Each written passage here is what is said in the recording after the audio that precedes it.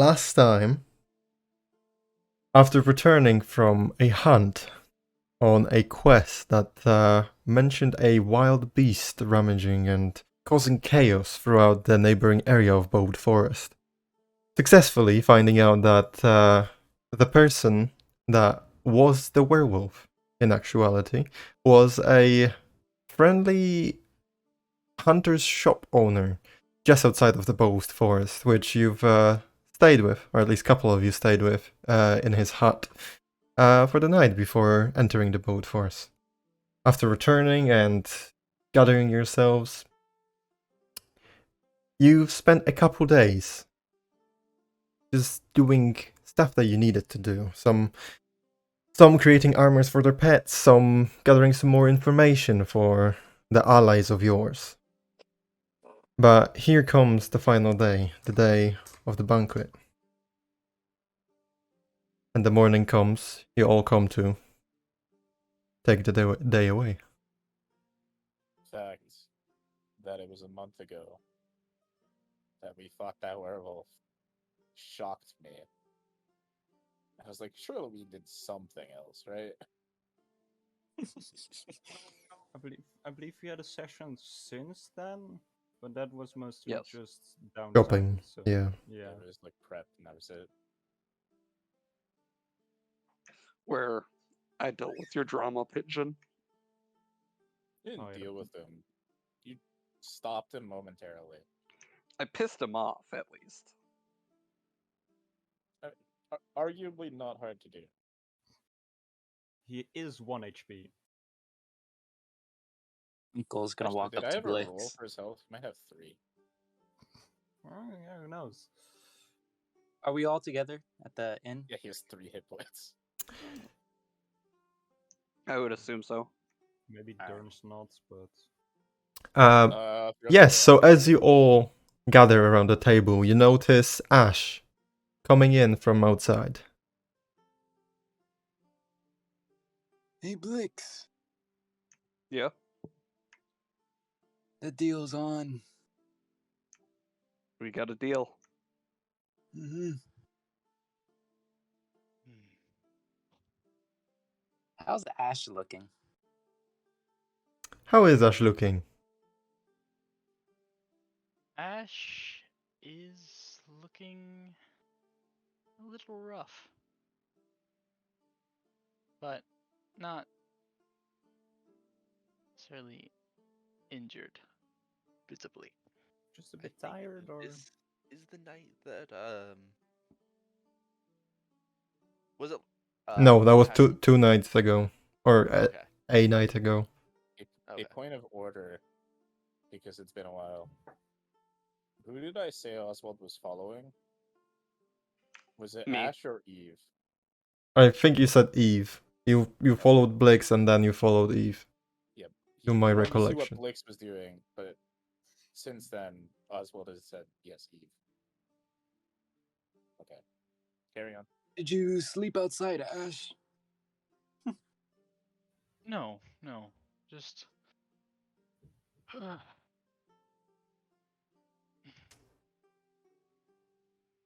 lot of thinking, I suppose. You want some meat juice? Meat juice. Mm-hmm.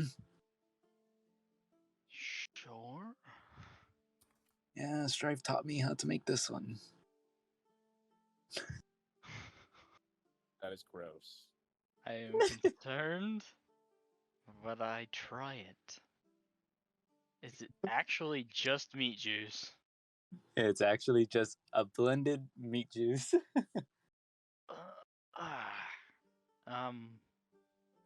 Thank you for the offer.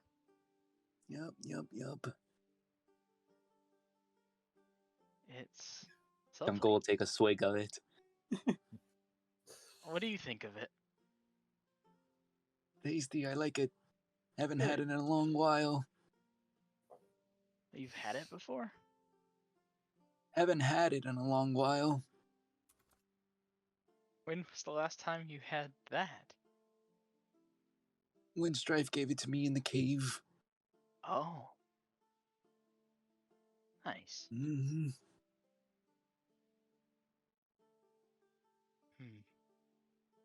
don't know if I'll be asking for cooking advice from him later, but thank you for the Shall we get going then? Where are we going? The banquet, of course.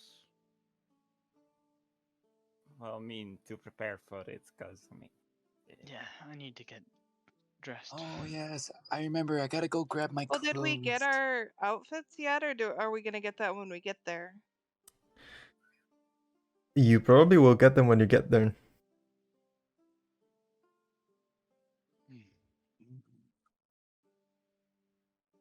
Give me just Okay, a I didn't moment. know if you had it like delivered to the inn or whatever while we were running about. He did not. Well, y'all lead the way. I'll just follow. I think we need to give Dunkel a bath first. What's with the bath? Well, we all need to look our best, not just Uncle.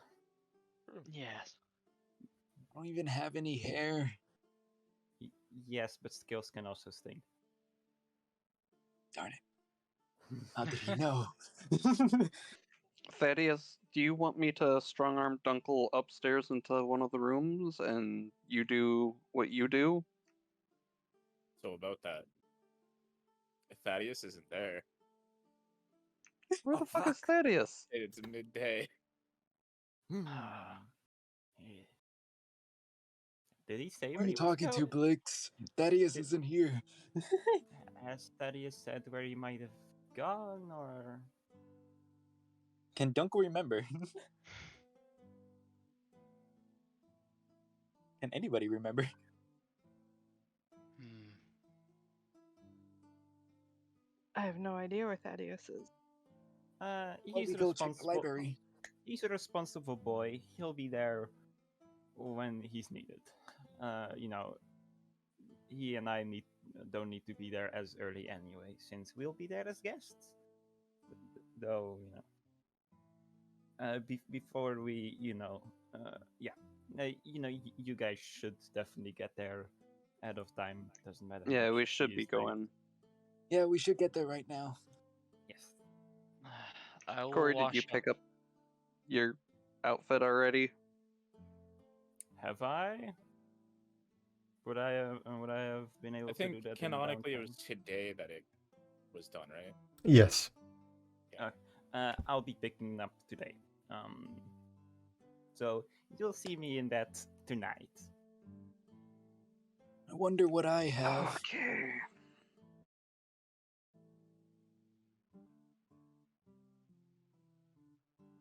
Okay. Alright. Lumifras then? Yeah. Ernst, Let's get going. Ernst is in his usual wear. Just like cleaned up usual. I've been staying in full armor lately. You know, already in your guard's uniform. Perfect. Uncle will leave his hoodie partially on while he rides his Steel Defender. Well then, let's be going. So Alright. the I'll go heading grab Cinto. has been set. Are we driving there? I could drive. I So, figured we'd Short walk. as you leave It's the such a long inn, way. you take... You're not even walking. He has short little legs. He's not walking. He's on the The Steel Steel Defender. Defender has short little legs. He's still not walking. Mechanical dog also has full legs. It's such a long way, guys, and it's so tiring. Leaving Wish the I inn, were. you Wait, choose so to... has Dunkel had a bath? I am not giving Dunkel a prestidigitation bath. We need to Alright. give Dunkel a bath before we go to this thing. We told Lumifras we would give him a bath before we went. Okay, Dunkel, let's get this over with. Follow I me. don't wanna. Sorry. It is- It is the Uh, will. Welcome Real back quick, to Dunkel, can you make an to bullshit. athletics or acrobatics check for me? Okay. Welcome back to bullshit passion. Which one is best? Let's do Probably this one. acrobatics. Yeah, it sounds right for the afternoon. Okay, come on. And I'm gonna Alright. just strong arm pick him up. No, man. Not Alright. again. Follow me. I did not mean Okay. to click that.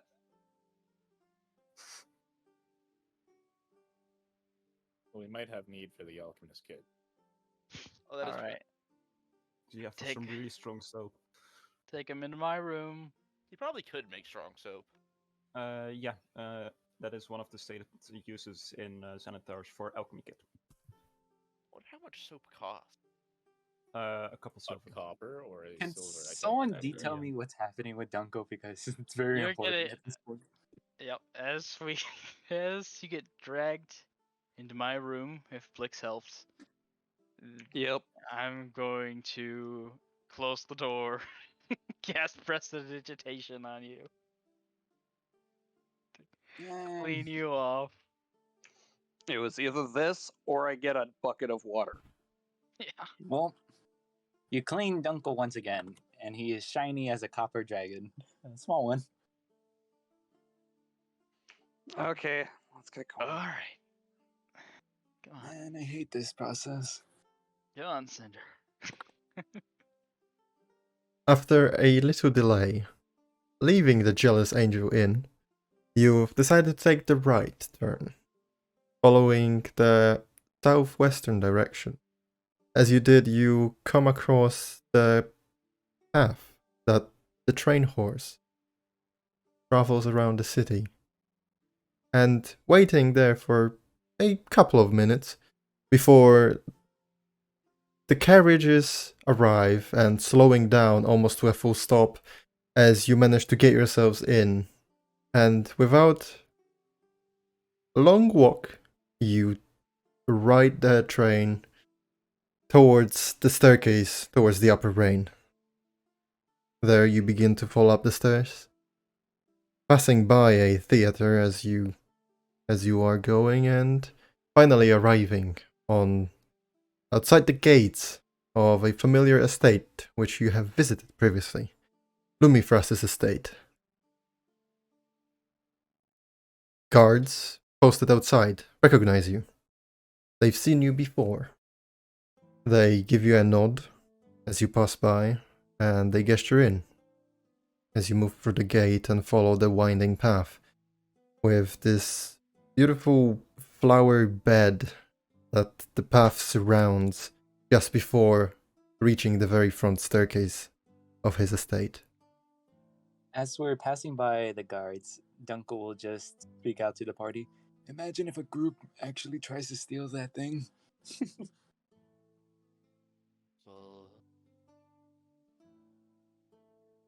Outside, you see there's still people just putting finishing touches on the exterior as well as the interior that you can see with these massive double doors opened up before you. You see people on tall wooden ladders climbing up the pillars, outside and inside alike, putting up some decorations, flowery in nature, strings and ropes of them crossing from pillar to pillar across the banquet hall as well as across the entrance. You see also something catching your eye. On the right side of the entrance, just as you get in, inside the inlet, there's a small, like a open shack built with a wide vase-like base that seems to be made of some kind of stone, with a pole in the middle of it, a copper pole with something attached on the very top of it, 3 arms extending from the pole, and on each one of those arms you see there are hooks, as well as already some clothes hanging on them, although just a couple of garments. Definite Dunko would like to inspect that hook, that copper thing. Okay. There's nobody stationed there currently, so you're free to walk up to it. Dunko will touch it. Okay, go ahead and make a investigation. Actually, if make him make a save. I was like, yeah. Yeah. Yeah. Dunkel arm just is being decapitated. Hey there, Strife. 16. I just woke up. I'm so sorry. Yeah. You're fine. We're just entering the premises of his estate. Investigation. You walk up to it and you actually have to reach out because just the base of it is almost as tall as you are. And then once you touch it, it immediately hits you. It's just coppered exterior. It's not a copper rod. It's not a copper pole. It's simply a steel pole that's been coppered for a nice, more presentable looks and exterior. Who the fuck gilds a steel pole with copper? Hey, Passion. Lumifras, apparently. Yeah. On the fancy way as well. here, could I have kept an ear out to see if anybody's talking about a possible fourth murder? Go ahead and roll perception for me. God fucking damn it. Did he unironically commit another murder? Maybe. I didn't even remember there was a third murder already. No, I'm talking about a fourth. Yeah, but I didn't even remember there was already a third. I thought we were still on 2. The third No. one was because of us. You actually don't Only hear because anything. of, what, 2 of them? Well, if you count all those individual people We're we a murdered for fucking you, problem. So what are the 4 murders? I know the first, obviously. The second. The, Why- s- why- the why second can't- one But was then on there the was the one drive. that was on the cart that goes Yup. around the city. Yeah. Yeah, so in order of first to third, it was They are all on the map. Ash, Cultist, Durst. Hmm. That's it. Yeah, it was the. So, out of One the of the 4 reality- murders that the, city's freaking out about, 3 of them were us. Yes. The cultist one, unless the fourth I mean, one is us. We also Oh. haven't We're still mentioned the large group of thugs that Battle. we. Yeah, we That's left the one what- that's one of the alive. 4. That's one Yeah, of that's the one of the 4. 4. Yeah. It was the one in the I alley. mean, it was- Hunger of Hadar took care of a lot of the evidence, but Not all of it, though. That's unrelated. That's unrelated. Let's So the just say we murders didn't are- have all these abilities. You're saying that our group in about 1 week would have committed more murders than they've seen in like 3 No, years. you've been there for like nearly 3 weeks now, so Oh, you know, less than a month spent on murdering people in Wrane. We've This is killed going to be a more conversation people- Blix is going to have with you guys later. We've killed God more help. people in 2 to 3 There's weeks nothing than new. murder we've probably I seen. mean, you helped Alrighty. us murder You people. helped us in the murders. You So, did. Passion, You remembered you that. pinned I somebody don't down. know that. Oh You pinned yeah. somebody down so Dunkel could squash their head like a fucking melon. Yeah, What what's do you up, butter? remember, Ken? Listen, you guys call it murder. I call it justice. We can move It on. is justice. Come on. All right. Passion. So killing what was criminals. okay? So that copper Yeah. rod was just tinted. Yeah, it's just tinned. It's simply for the looks of it. It's just like a nice hanger with like 3 arms that you can swivel around, and so they don't get in the way of each other. Just a Dunkel close would rider. knock it down. Yeah. Fake. Ironic that something is tinned with copper. So as Danku shouts, "It's fake!"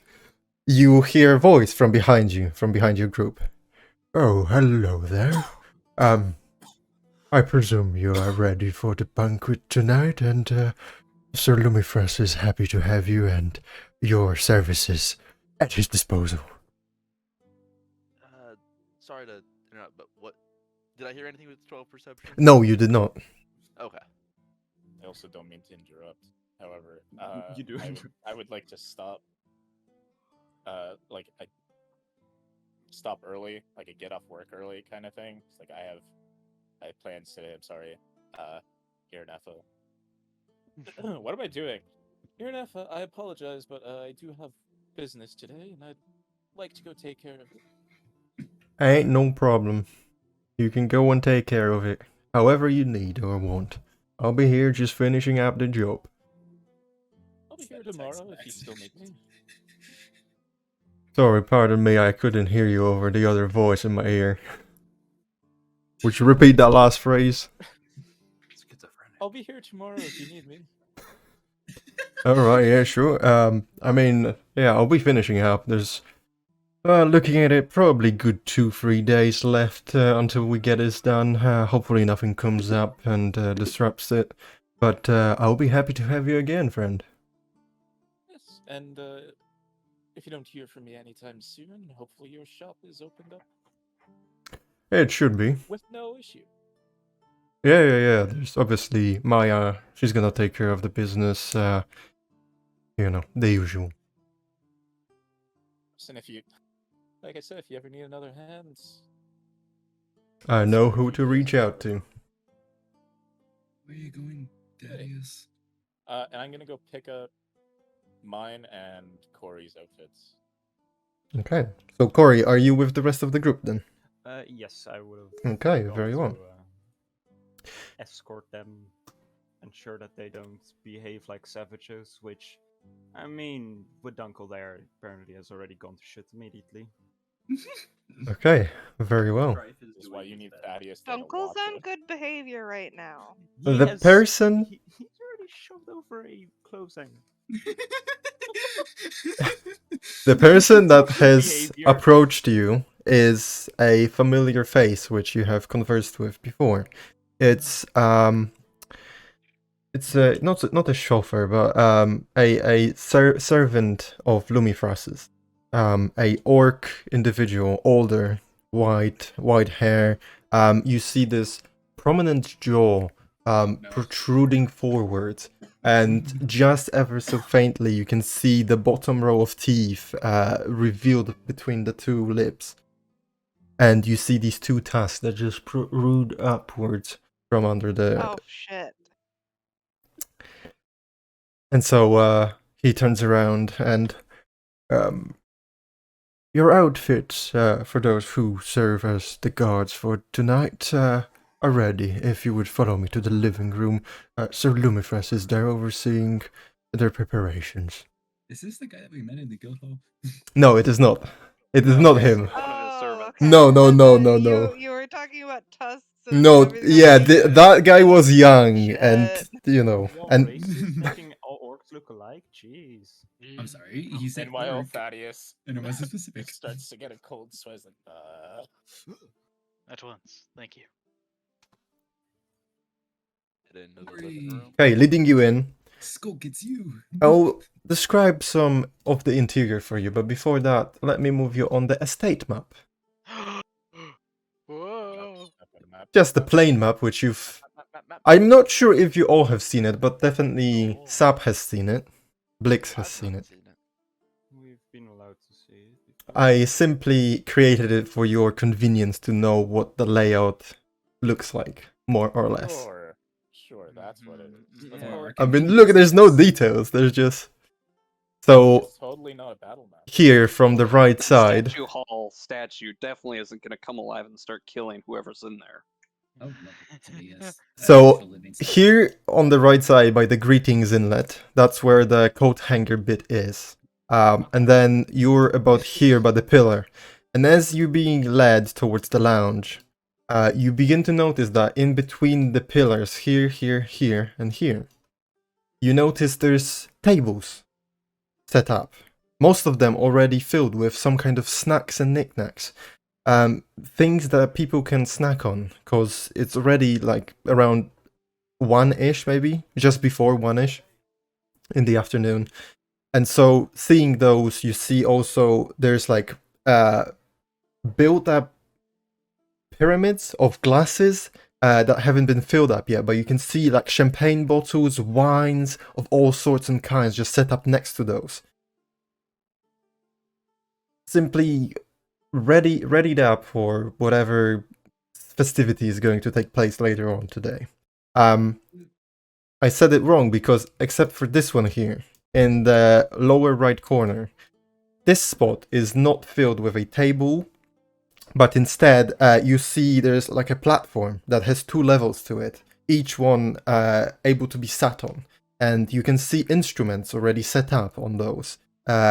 As well as musicians that are conversing behind it and just laughing and chatting about whatever they will be doing and playing for the banquet. Moving on through, you see Lumifras, wearing his blue and orange robes, with the jewelry that shines already with the light that comes through the windows of this place. You see him conversing with a number of 3 individuals that you have been served by in taking the measurements for your outfits. And as he sees you approach, he turns around and waves them off. You see there's a caravan towards the left side of the room, and a rail of clothes, many of them hanging on them. Ah, welcome. I was expecting you. Good afternoon, Clans' Commander Lumifras.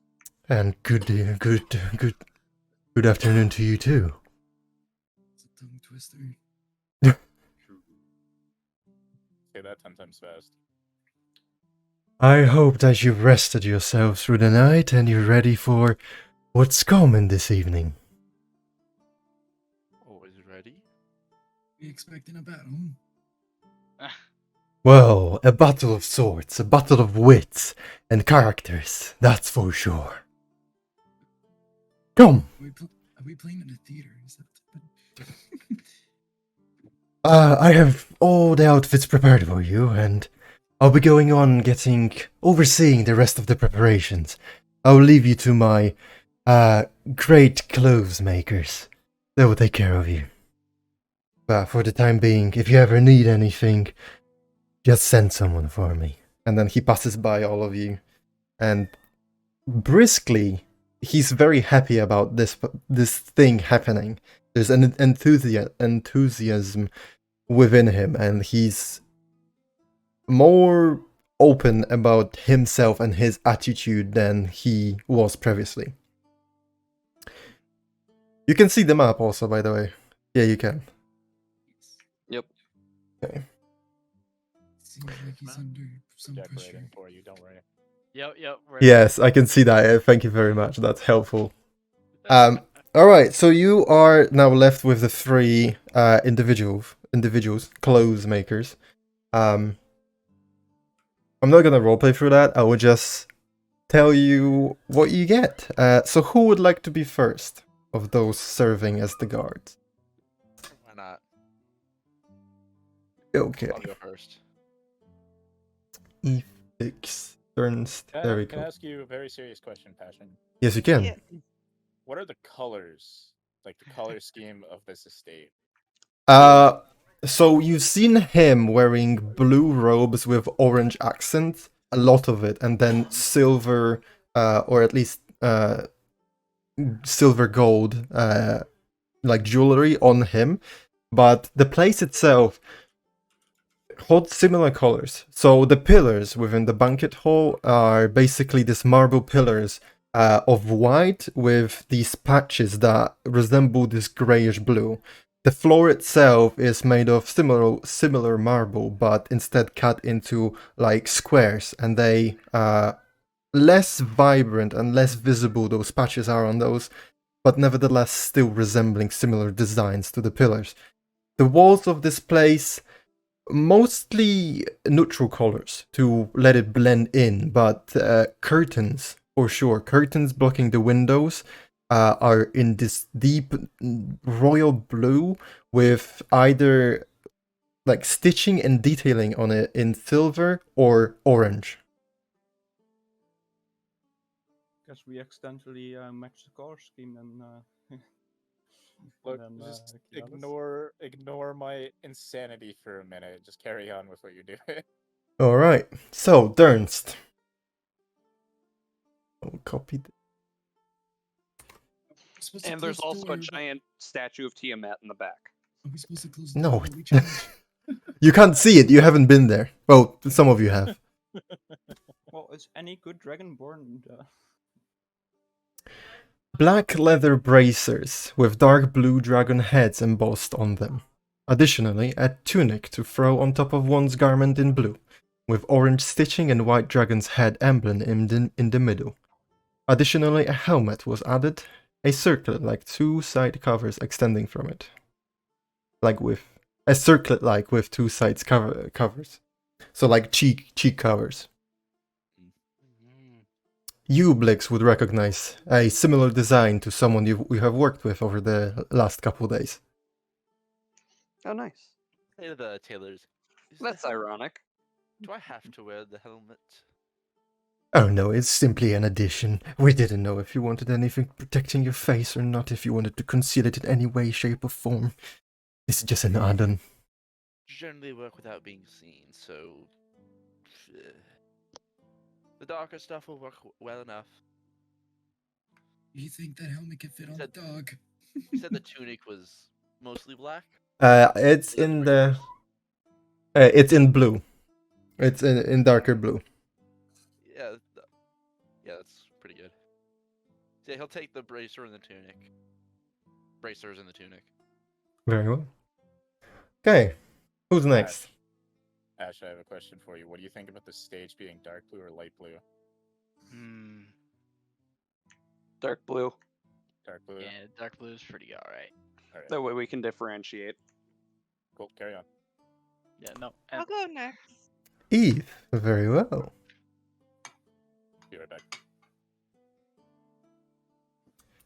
Eve, you go behind the caravan, and moments later, after some gasps and struggling as the clothes are being put on you, with aid of one of those people serving you, you come out from behind it, and all of you can see a stunning dress in royal blue with long sleeves and a fiery orange stitching, high collar with a thin bow, lapels that connect to a black flat piece that spans the front of the garment in a diamond shape, with buttons lining it on either side. Sleeves have a patch on an elbow and high cuffs that end with a point, held together by pins representing Lumifras' emblem, which is a dragon's head. Right shoulder has a pad with a loose hanging belt that loops around, layers of the dress with the frilled bottom that all come to a point, just slightly off to the side of the left leg, with 3 belts that create this gorgeous free-flowing image of an unfurling flower. Alternatively, when tightened, creates more subtle and official, not as eye-catching look. I'll post it in there in case you want to read it and have a better understanding of what that is. Dang. Okay. Who's going third? Uncle, you want to go next? Be the last one to go. I suppose I will. Why Oh, not? sorry. Ash, you can go. I'm sorry. Okay. No. Ash it is then.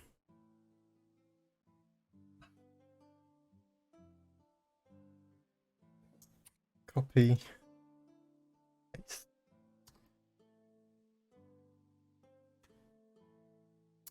A beautiful tunic in blue that goes underneath Ash's black armor. Tunic has 2 tails that connect with 2 leather belts. Additionally, guards for the upper arm and bracers, with the design of dragon scales across them with a silhouette of a dragon's head on both forearm guards. Arm guards are color matched across the arm guards are color matched with breastplate and the tunic, while being fastened with similar belts found on the tunic's tails.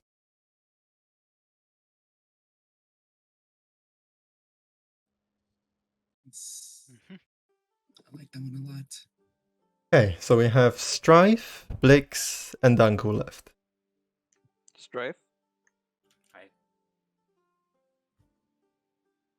Yeah, I'll go next. Okay.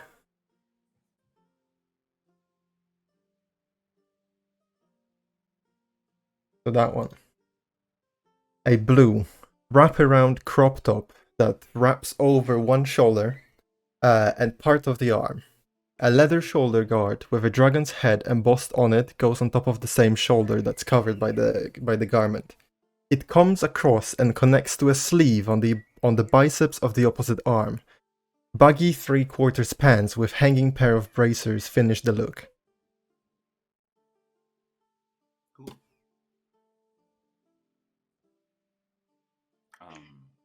try to Nice. go and grab it, I guess. So now Blix. Yep.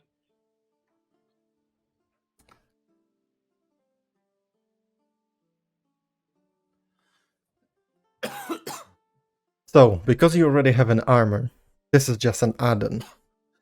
Shoulder guards and a breastplate, royal blue in coloration with orange edges. Dragon's head silhouette in white silver embossed on those pieces, while the same dragon design can be seen on the cape in orange with the interior of the cape being in white. It attaches to the left shoulder pad while covering the right one. Top of the cape is fur-lined.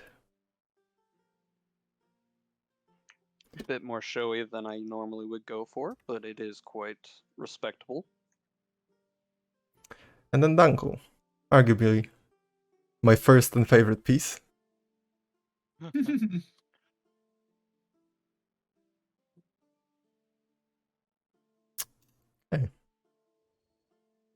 Don't worry, I could put on my own clothes. You don't have to worry about me.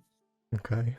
They leave you behind, and as you come out from behind the paravan, a dark blue tunic, nearly black in its coloration, loosely fitting the body except for just above the waistline, where a brown leather belt is sewn onto the piece at an angle, comfortably curving under the ribs and fastening with copper gleaming buckle at the front.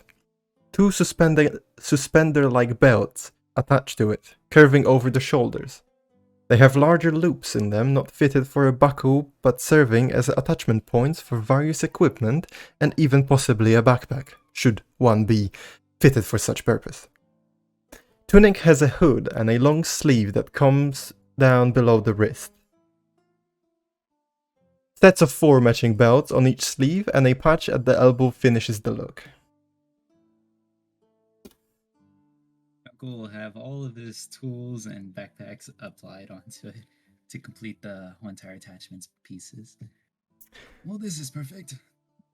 Besides the emblem, that just sounds like something Dunkel would wear. Exactly. Okay, so that is all the garments. So I would assume that within that time, you would have time to go grab yours and Corey's outfits, Thaddeus, and return back.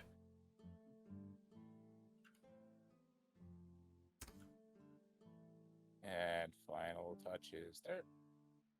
Now all the tables have flowers. Nice. Yeah, so I'd be dressed up before I arrived. And as like a final little thing, just before I approach, I like waft a bit of like dust that might have gathered around my my boots with prestidigitation, just clean off, and I walk through the gates with the guards. You're gonna use magic right in front of the guards. Yep. Are you using it outside his estate, or are you using it outside the entrance? Just outside the entrance, just like, yep, make sure I'm a little tidy as I walk through, make sure Okay, make a sleight of hand, just like on a whim. See if any of the people there notice. Almost more of a luck roll. You'll call me out for breaking the law. Guards. Different kind of law to break. Guards that are set up outside of the staircase outside, and then the guards that are set up inside. None of them are currently paying attention to you, so you just do your thing and then move on in. And then you would if have. any of them like look at me, they're like, he's unnaturally clean. You would be stopped and ask, excuse me, sir, and what is your business here? I, the de facto leader of the Red Company, I'm here to serve Lord Lumifras. Very well. And then he takes a couple steps just beyond the pillar and then points right over there. I believe that is the rest of your company. Thank you. Just nods and then sends you And on your like, way. not quite like I own the place, but definitely like, yeah, I belong here kind of look. Just walking through, cane in front. Okay, so that's that. So you arrive with everyone else, and you see all of them are wearing their respective outfits for the evening. They gave me a And hoodie. I approach Corey with. I assume it's been like wrapped up for travel. Yes, it would have been nicely wrapped in like a harder-ish paper for the transportation method. Right. I just hand it to Corey. Haven't had a look at it yet, but Oh I've been God. assured that it looks to your specifications. Perfect. I ask, may I use the health changing area? Yeah, but of course, knock yourself out. And because I am like this in real life and also in game, I need to once again remind you of what Thaddeus looks like. With Yeah, the very well. image. I was gonna. Okay, actually, never mind. Go for it.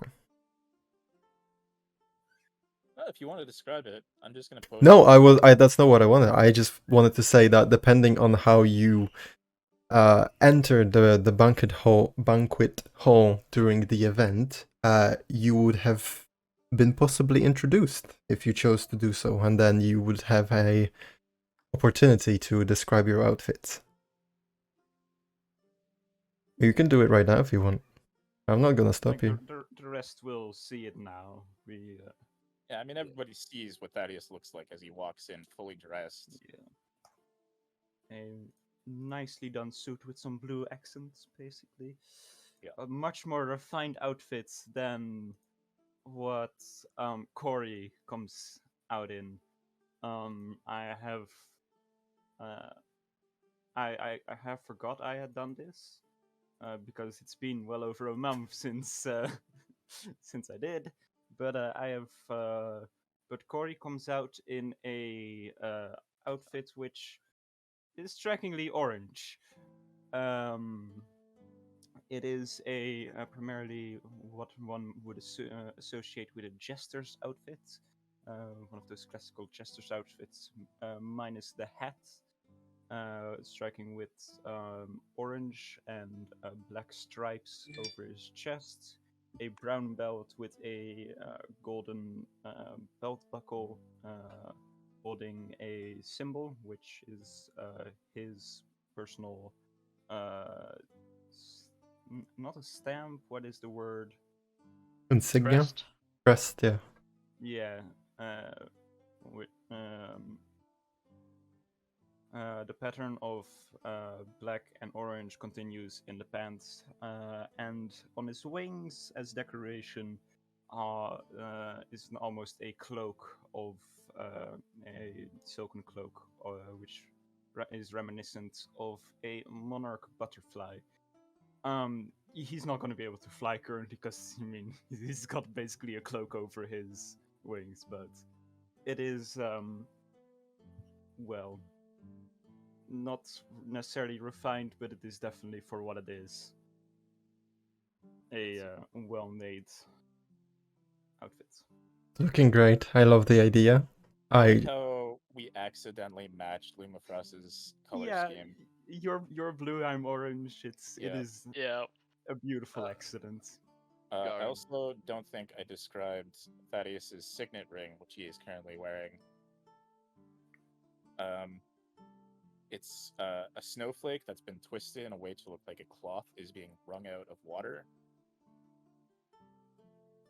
with snowflakes, like tinier snowflakes around it. Interesting. Hey, would you like to describe how Thaddeus presents himself in his new outfit?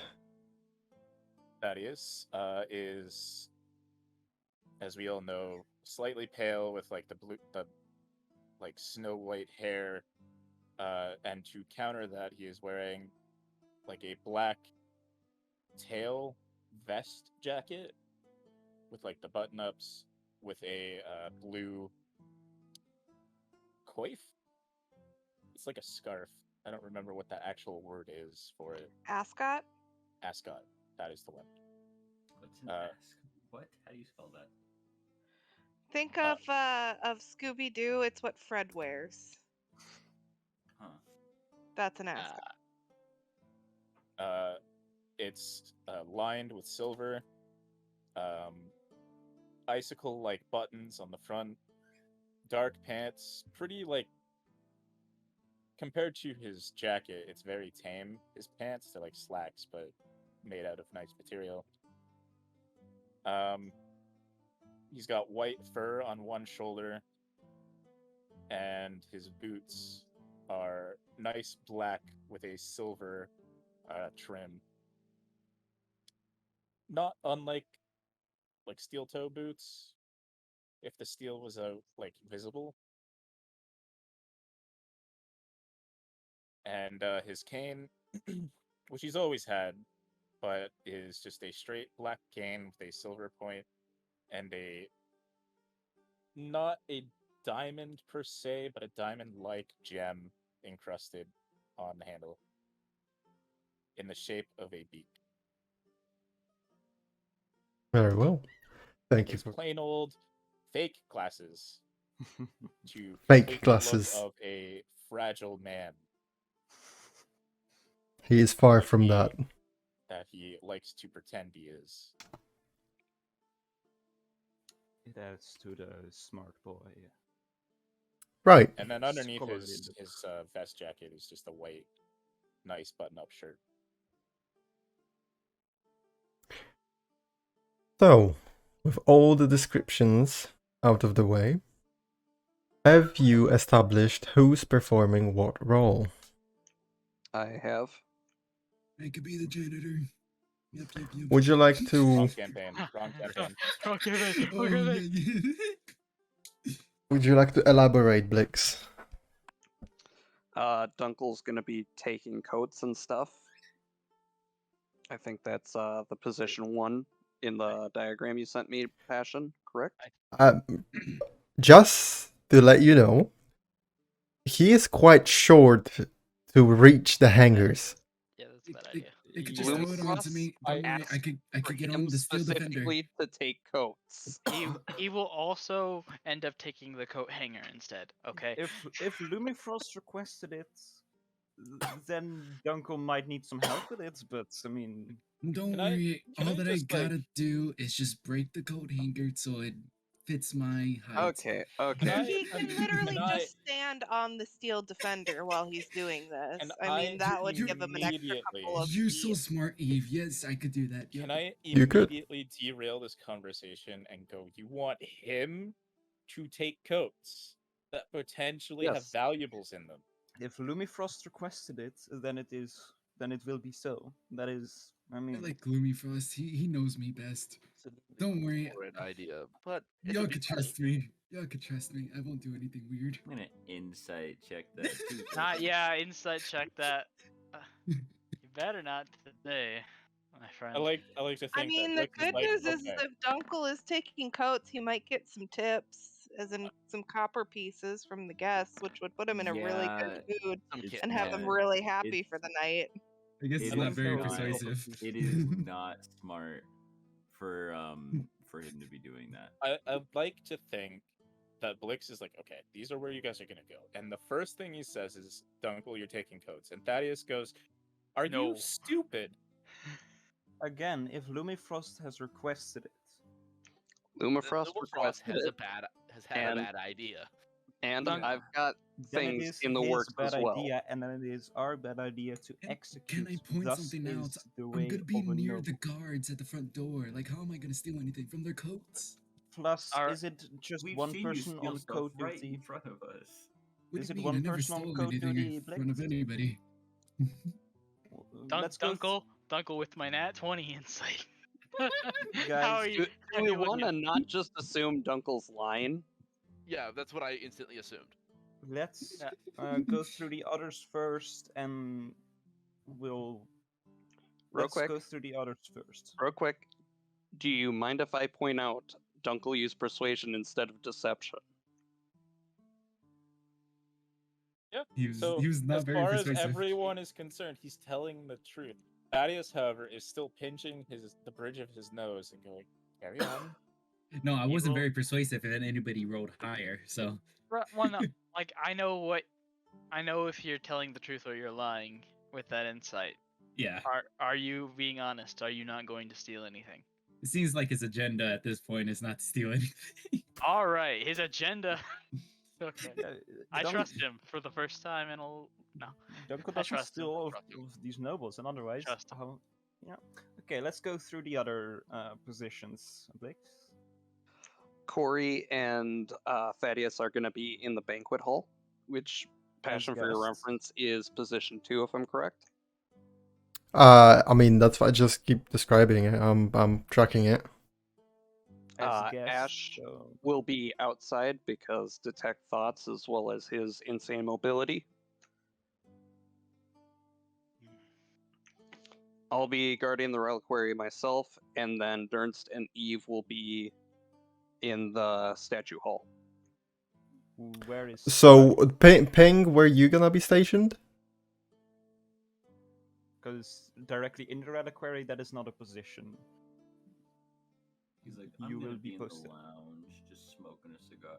Yeah, you're just entertainment. You know, you're an exotic animal brought in to entertain the nobles. That's I have no position clue Ignore 6. that. I Let pressed let the me wrong send button. one file for you all to see, and then you can have a better idea of what we're talking with Blix. So that's Agenda, positions. his agenda isn't to steal, but he's taking goats. So what is he placing in those goats? Oh. So the reliquary is in that little don't- room right there. You don't plan.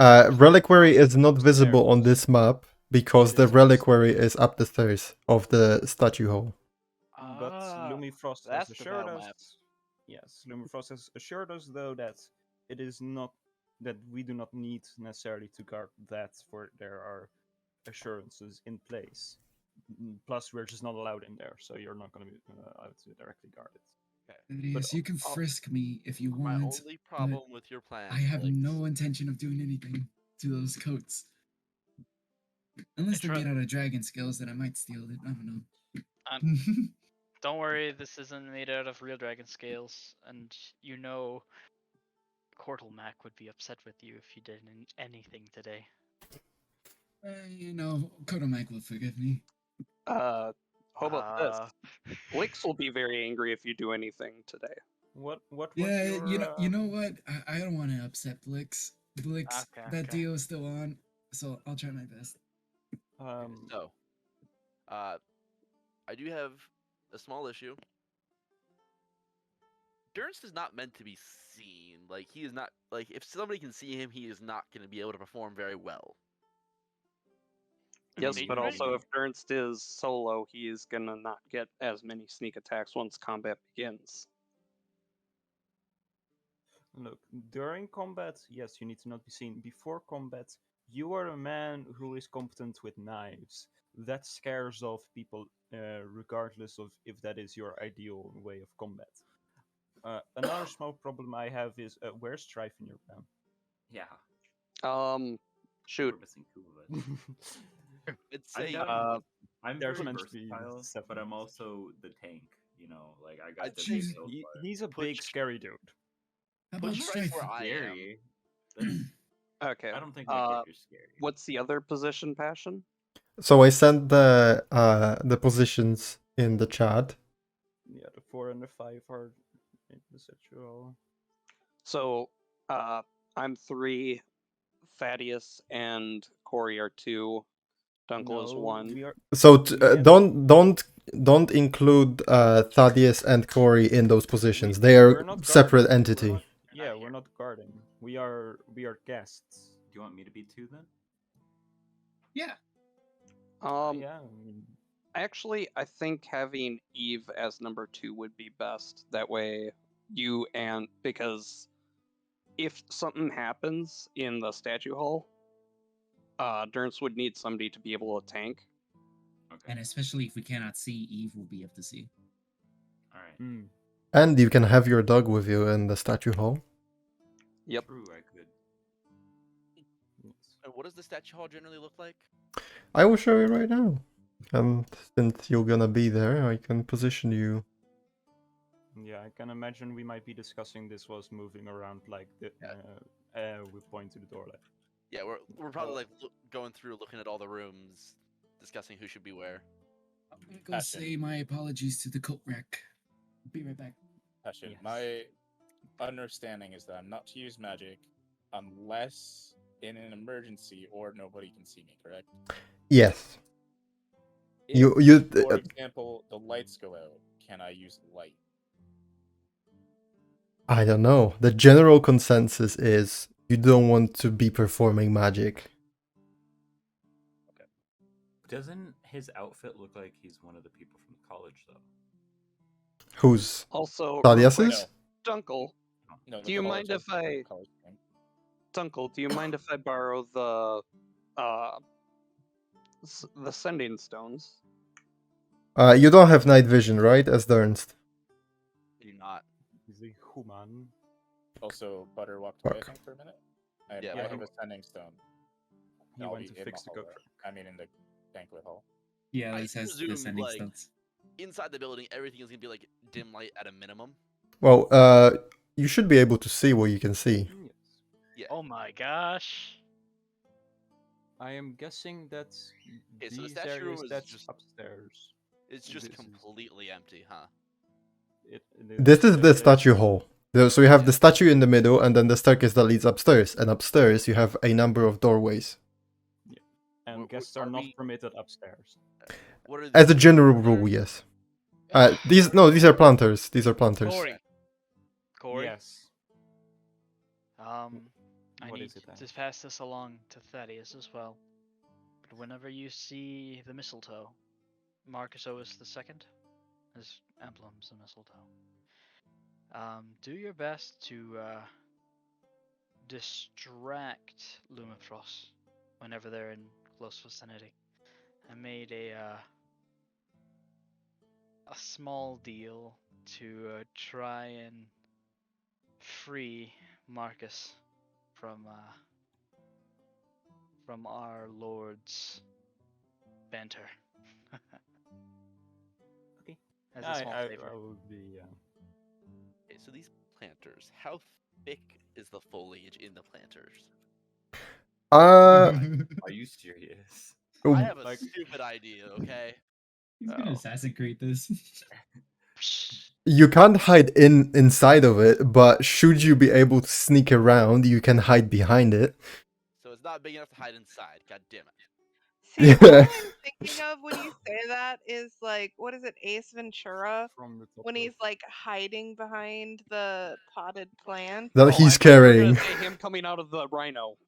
Oh No, my no, god. no, no. I was thinking of like him like hiding behind a potted plant. We need to bring in a Yes, rhino yes. to the statue hall. No, we don't. So, just a question about the sending I stones. mean, you could use Who the would steel have the defender, second couldn't one? you? No. Eve would have one, Strife would have the other. If How do I figure out if something's going on while I'm outside? You Yeah. would be able to come in and let Dunkel know. No, but how would Ash know if something is going down inside? Well, that's kind of the issue. That's an issue that Dunkel has to figure out. Because so Strife will be in this room, and Eve will literally be posted one room over, like 2 doors. Mm-hmm. I think it is best if Ash is the one who is able to communicate via the sending stones. The alternative is Oswald stays posted on a perch somewhere within 100 feet of the banquet Oswald hall. will be won't Ash be within 100 feet of Thaddeus? Yeah, so No, Oswald's the Oswald one. is the important one. Oswald needs to be he close can to me. speak to Oswald. And I can be Yeah. like, Oswald, fly to Ash. And Yeah. that will be the signal for Ash to realize something is up. One thing I want to tell you guys, and for the Oswald's perspective and like his position. So the banquet hall, the dome-like shape of the ceiling of this place, it has like a glass top in the middle. Like there's like a, how do I say it? It's like a tower, like an empty tower with glass all around it. So should Oswald be able to fly onto the roof, he can look inside the banquet hall and see people from above. Is it within 100 feet? It would be, yes. Okay. That's So the that's- important part. And that's where he'll be perched. I do have another question, Passion. Yes. Back here behind these steps, how Huh. how well is that a hiding spot? You won't know until you have to hide. Like I'm like going back there and like kind of trying to get in there, seeing. I mean, if you squeeze in there, the it's not like staircase has holes in them. It's solid, like stone. Yeah, but like, how tall is the staircase at that point? 2.5 feet maybe. Yeah. You'll have to really. Also, You will have to go Before we prone probably. If I am Passion, prone and is the crouching, ceiling kind of like that? I also, posted a picture in general. Let me see. Stripe is gonna look at the ceiling. What's the layout of the ceiling look like? Yes, ceiling is something like that, Eve. What? Okay. It's in general. that's what the ceiling of the dining hall looks like. Okay, but what about the statue hall? Wait, of the. Okay, so we're asking about Yeah, I Yes, was about asking different about a ceilings. different one. The ceilings. The ceiling that we are in currently. Mine is for a Okay. different reason. So ceiling in this place, it basically is flush with the ceiling of the second floor. So there isn't any extra spaces, windows, or anything like that. It's mostly faintly curving ceiling that comes to a flat area in the middle. Is there anything hanging from the ceiling, like a chandelier? Not except for the chandelier and the pillars that connect with the ceiling. So these wooden pillars here. Okay. Strife is gonna point at the chandelier and say, I mean, if you want to hide, just hide up there. don't encourage him. He's not gonna reach, let's just say that. I We can require climb a the ladder, not a sheer wall. I know Real not quick. a sheer wall. And then from the wall to the chandelier is also a pretty big jump. And we know how jumps go for Dernst.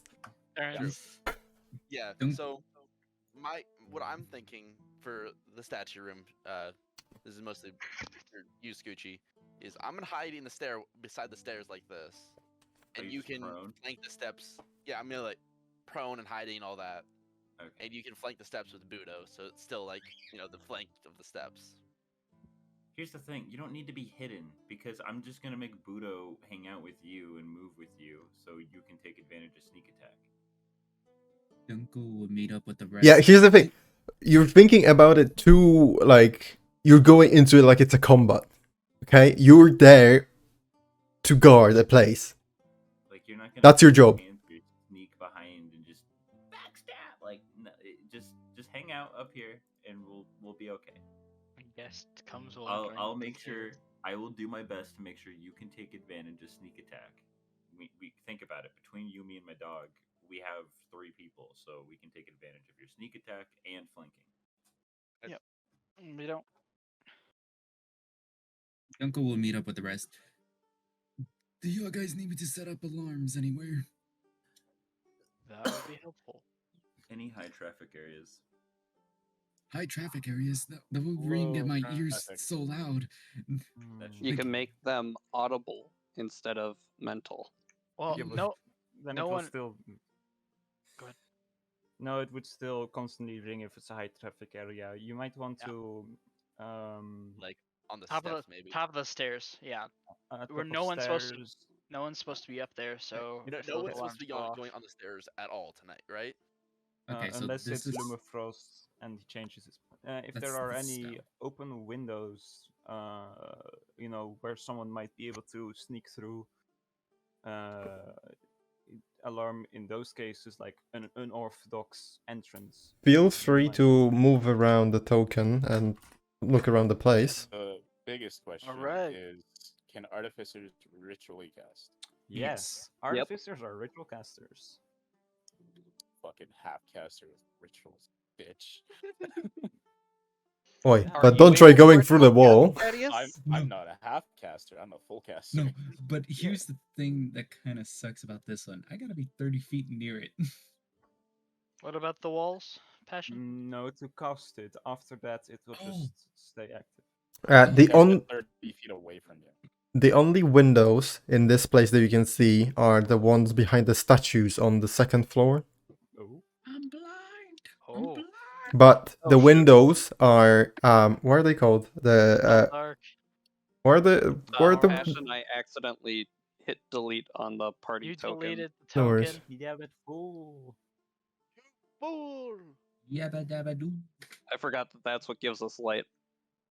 Mm-hmm. well vision? Yes, sir. So ritual casting, and it takes me 1 minute just to place each one. So Yeah. So behind the 10 minutes. statues, on the second floor by the staircases, there are small windows. They have the stained glass in them, and they are non-openable. No. Okay. Mm. Then we do not need to alarm on those. just put one on each stairway at the top. Yes. Yeah. So I if you love you, but place- it's probably not a good idea considering Lumifras might want to go through.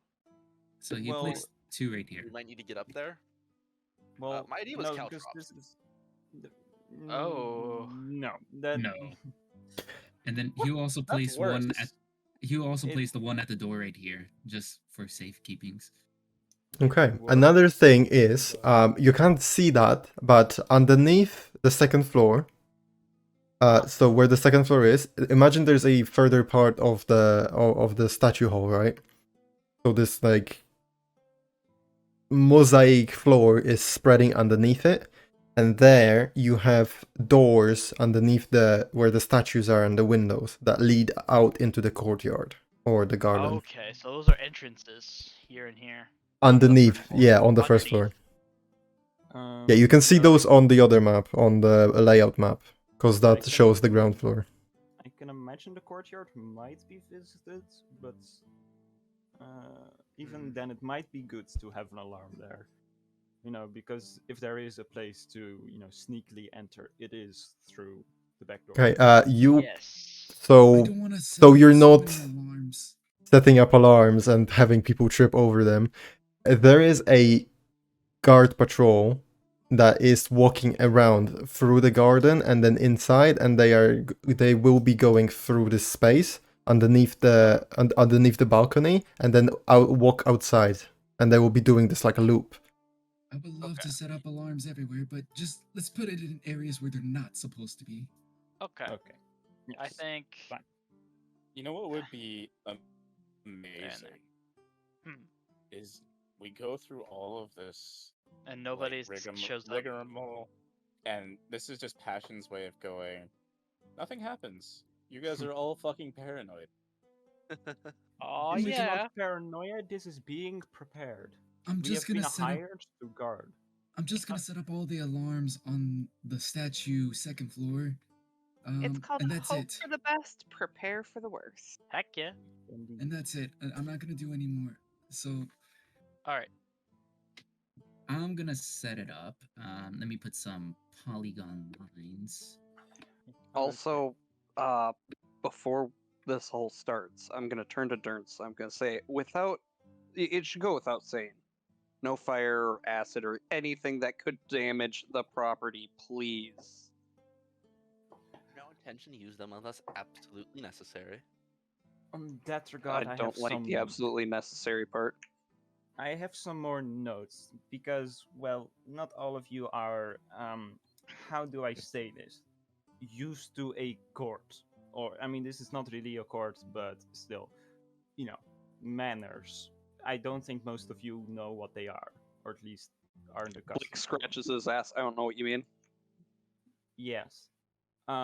So, in case there might be a drunken noble trying to get upstairs or whatever. Punch him in the face. Yes.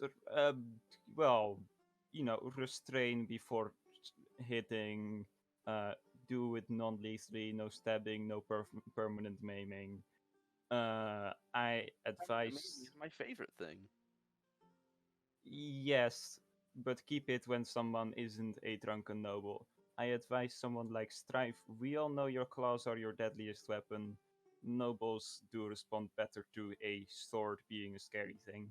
So, More pad, less claw. Is this a well, door also?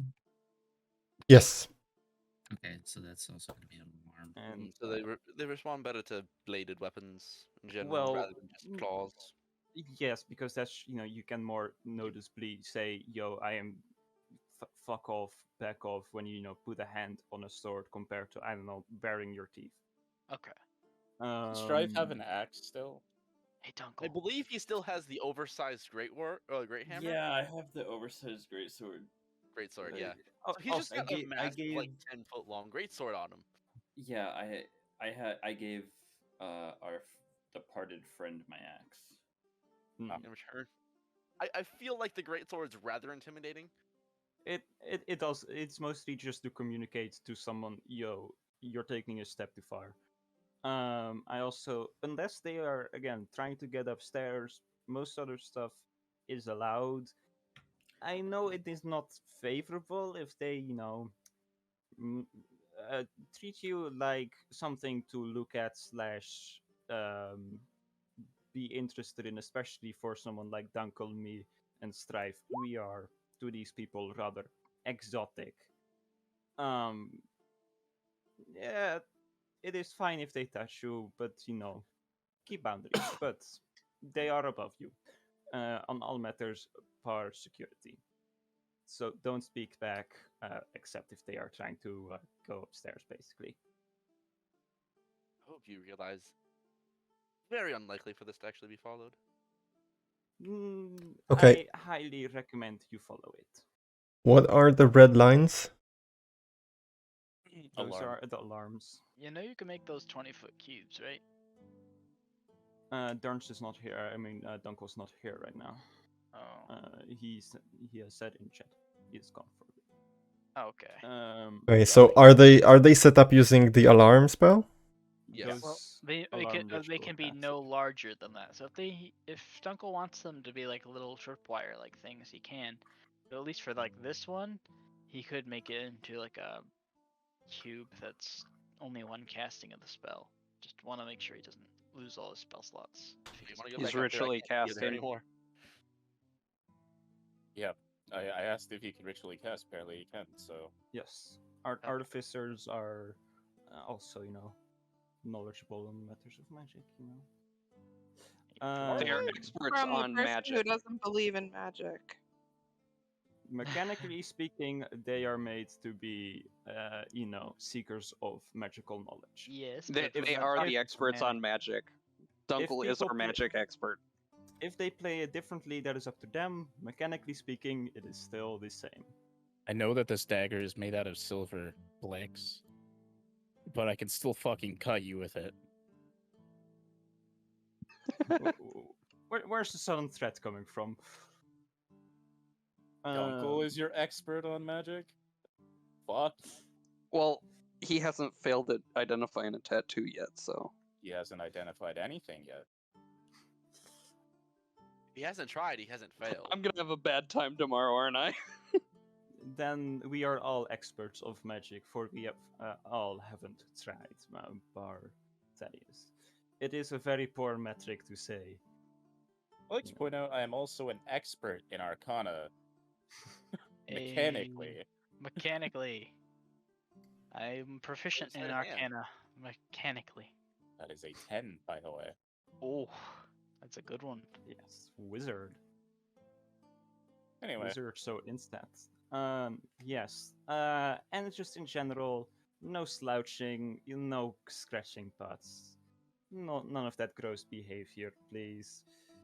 You're here in dignified company. Do you have any pointers in blending in with the nobles?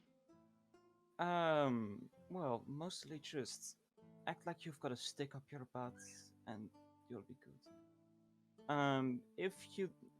They won't notice you unless you are one very different looking, like Strive Me or Dunkel, or you are, how do I say this, drawing attention to you. If you are just behaving like a servant, you will be invisible to them because they do not care about you. Okay. Also, what form is Ash in? Humanoid or human? Yeah, he's just in a more dressed up and cleaned up version now that we've changed clothes Of Asher, Drake Asher, Warden. Drake Warden, yeah. Okay. Looks like he's got a fresh Eve haircut. has not changed back from her high elf look because that's what she's gone with since we took out those people, those thugs. Aha. You do not want to go back to your old one, for it is incriminating. Not until we leave the town. Yeah. Casual murder for the win. Okay, let's take a break here because I have barbecue outside, so I wanna snack on it quickly. Yeah. And I'll be Sounds back good. in 10 minutes, and then we will continue. All right. Sounds good. Okay. Okay, so you can eat that 108 damage in one turn. Oh yeah, Elemental Adept ignores resistances. And Oh, you hey, he also has it. Perfect. Oh, neat. Anyway, At that Passion point, is back, Strife, guys. you'd be bloodied. Passion is back, guys. Let's get back to I the am back. Okay, so Take pictures of food, or did at you? least you to turn your camera on. Oh, It's on. I forgot. Yeah, You probably ate. I had chicken skewers with some paprika and onion. I had 2 types of pork marinated in 2 different sauces. I had burgers, I had sausages, and I had grilled bread and a Dude. salad. Damn, you had a How did- feast. How did you Yeah. have all that in that time? I had one burger Fucking and you were back. Passion has an I entire purpose feed in devour his hour. fucking thing. I eat slow. Yeah. Is everyone okay if I spend like 3 minutes heating up a hot pocket? Nah, that's just gonna throw me off, man. Fuck that. No, go for it, After man. hearing for it, go about for it. Passion's feast, I just I do not want realized to hear that's you going talk on. about a hot pocket. Bro, I'll be no. back in like 3 or 4 minutes. Oh, fuck off, man. So did you have any other questions in that time? Dunkel, can I borrow your sending stones? But Thaddeus has one. Well, Thaddeus doesn't really need one. He's got Oswald to keep an eye on things. If we need an additional communication back and forth, I can turn my I can turn Uma into a dog, and have that one act as an additional communication link if need be. So Might help. Yeah, the fucking Corey will do anything just to get his horse into combat. Heck yeah. No, this is not for combat's sake. This is for Really? communication's sake. Yeah. Speaking of Corey, did you end up making any progress with your research? Regarding what? Regarding the cultists, and also I have to look at my notes for this. Hey, Passion. I can assure you, Yeah. not much. I've been, actually, Ash, I have made some progress regarding something you might care to know about. Let me grab it real quick. So I've been doing. This isn't the best to be done in such a public space. It's a bit more about the private things, but Okay. well, actually, no. One of them I can just say here. My church can provide you with some basic wards against some extraplanar entities. About that, Thank you. I believe at a fee, that my but- area of expertise could be used to learn such a spell, though I would need a clergyman of some kind, and I just sort of glance at Blix and Corey. I might need a teacher for it. What kind of A protection? from good and evil? Yes, I am familiar. This one that I am referring to that my church can provide is a bit more intense, I believe. But that is indeed another option that we can also do. And there is also a certain item that can be found a bit away, which could grant you a very permanent and strong protection. Though that is um, where the sun rises, so to say, likely on the other side of the continent does. Ah, Which But- direction? Due east. I'm all for that. It Yeah. is you know it is an option, and it would give you a very good protection, I think. At least that is what some of the priests said. all right. I'm Thank you gonna very- laugh if we get there and it's a jar of dirt. It is a stone. I got a jar of It is a dirt. rock. It is a Uh-huh. rock. Are you guys talking Alternatively- a place where everyone's at? Hmm? Well, I mean, we're setting up. Nobody's Yeah. here yet. Yeah. Okay. Alternatively, I could, put some runes on your skin,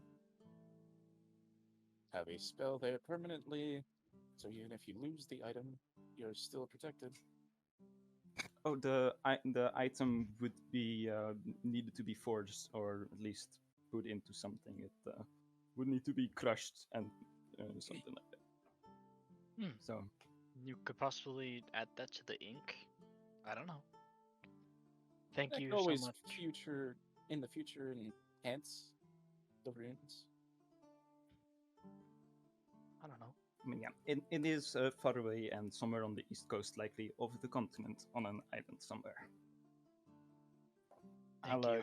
I'll give you more details later, but at least for now, know that there are some remedies for those beyond.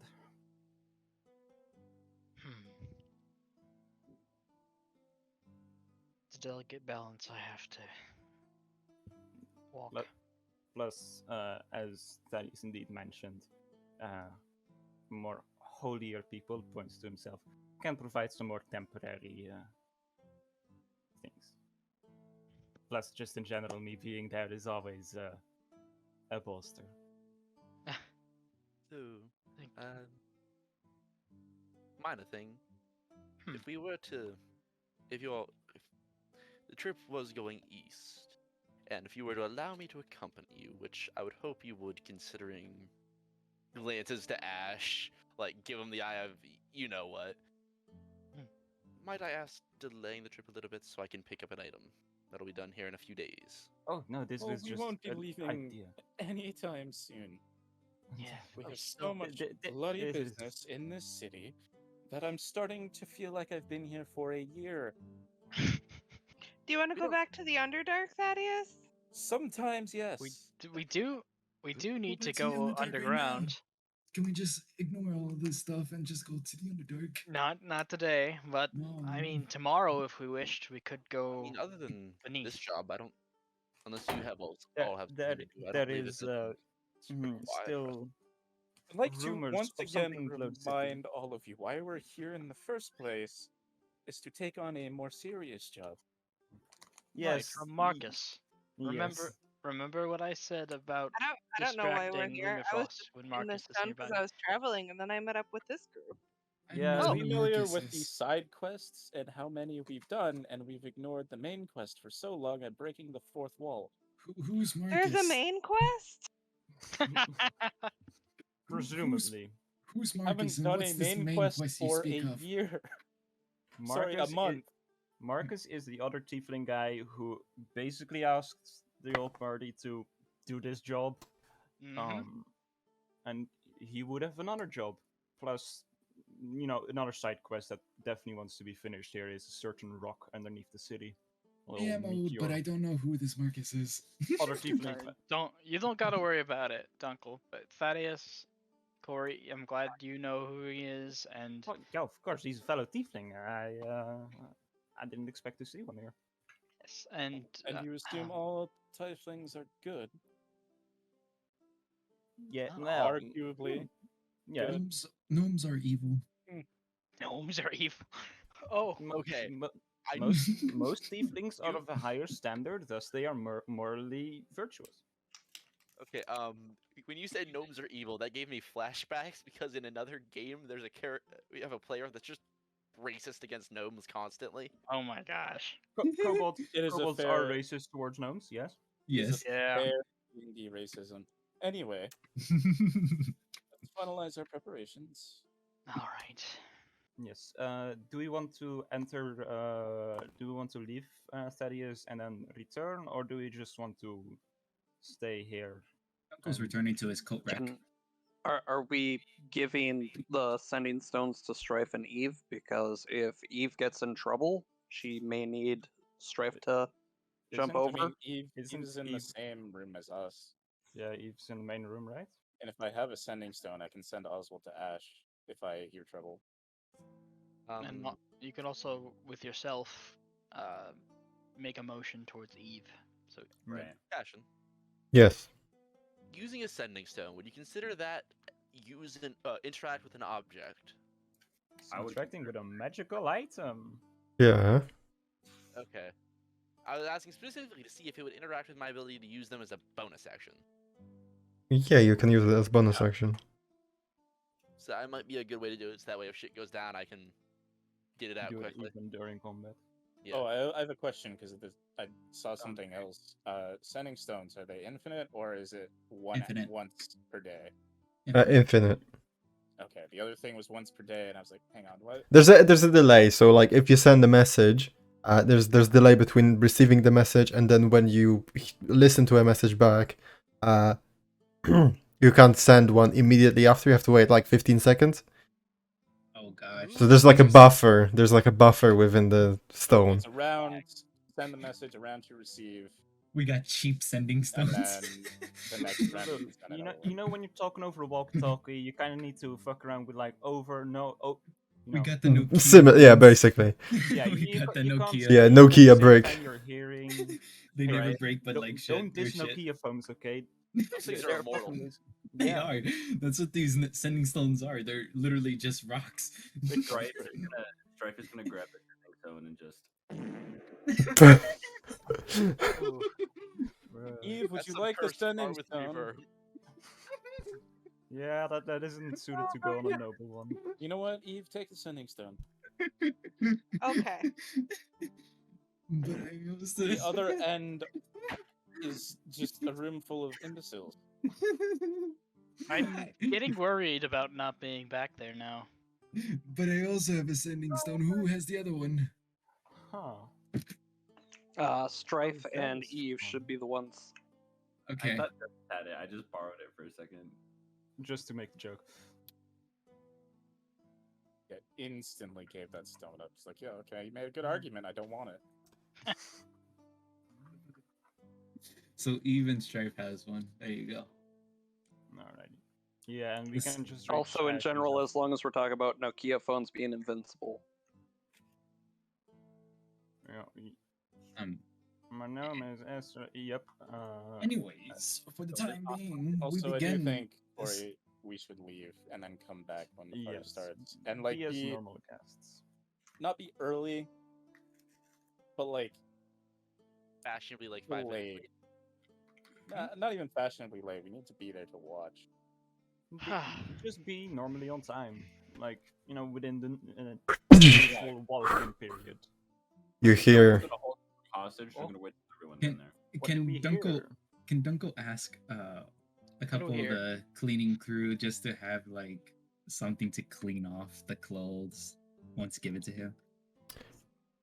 On campaign. Shush. Yeah, later. So first, you hear the banging sound as the door on the opposite side of the space opens up while you're still conversing on the staircase. And you see Lumifras enter in with 2 guards behind him. Spreading his arms across and walking towards you. So, How are you getting on with the preparations? I believe we're done. They're going well. Well, would you like to include me in your plans? Of What? course. And do you want me, for sake of brevity, just say I explain it to him, or do you want me to actually run through everything? If you just run through it quickly, who's where? Thaddeus and Corey will be in the party. Their safety net for the guests. If anything goes wrong, they're more than capable of defending them. Eve is going to be at the door near the hallway. I can't remember what that position is for off the top of my head. That's a 2. She is acting as a guard. Near Acting the as a party. guard. Near the party. As you requested, Dunkel here will be managing the coat rack and coat check. Yes. I We have will cleaned be. him. As you say that, he looks over to Dunkel.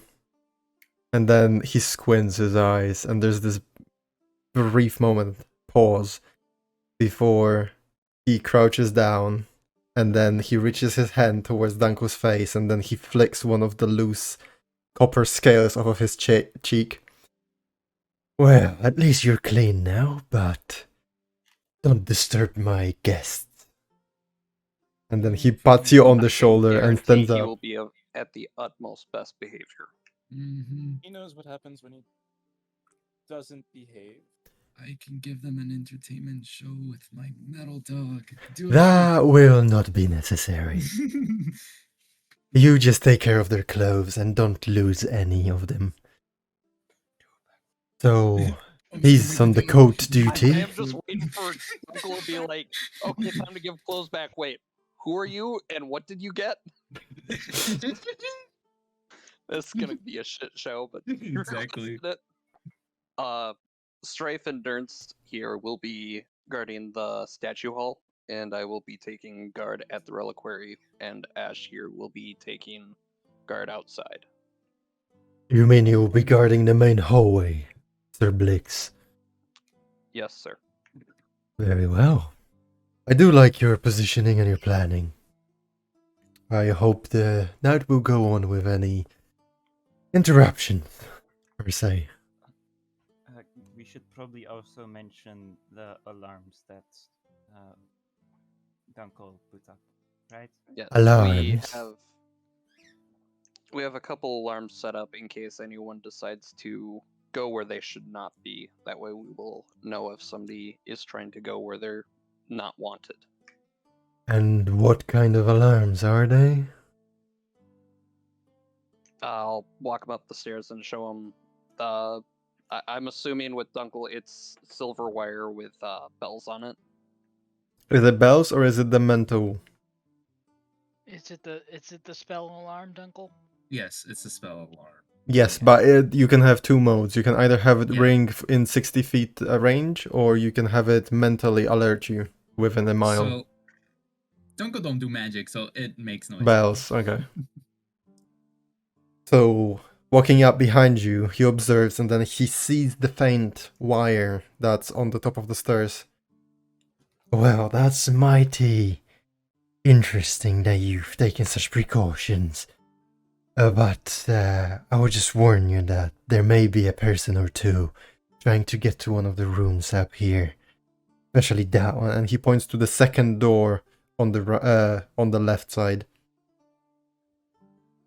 That one might be used later on. So maybe try and keep the alarms away from those points. Yes, sir. Will you be accompanying them when they go to that room, or is this... Will there be guards or will they be alone? They will most likely be alone, although I can't guarantee anything. Can we get We a know name? who they are. That's the wrong voice. I That was Just- no one voice. have no way of knowing who it's going to be. I'm just warning you that there might be such. Okay, but how do we know Thing that they are happening. the ones that they should let through and go to the... Yes, please do. Yeah, but how do we know we know? who to let through and who not to?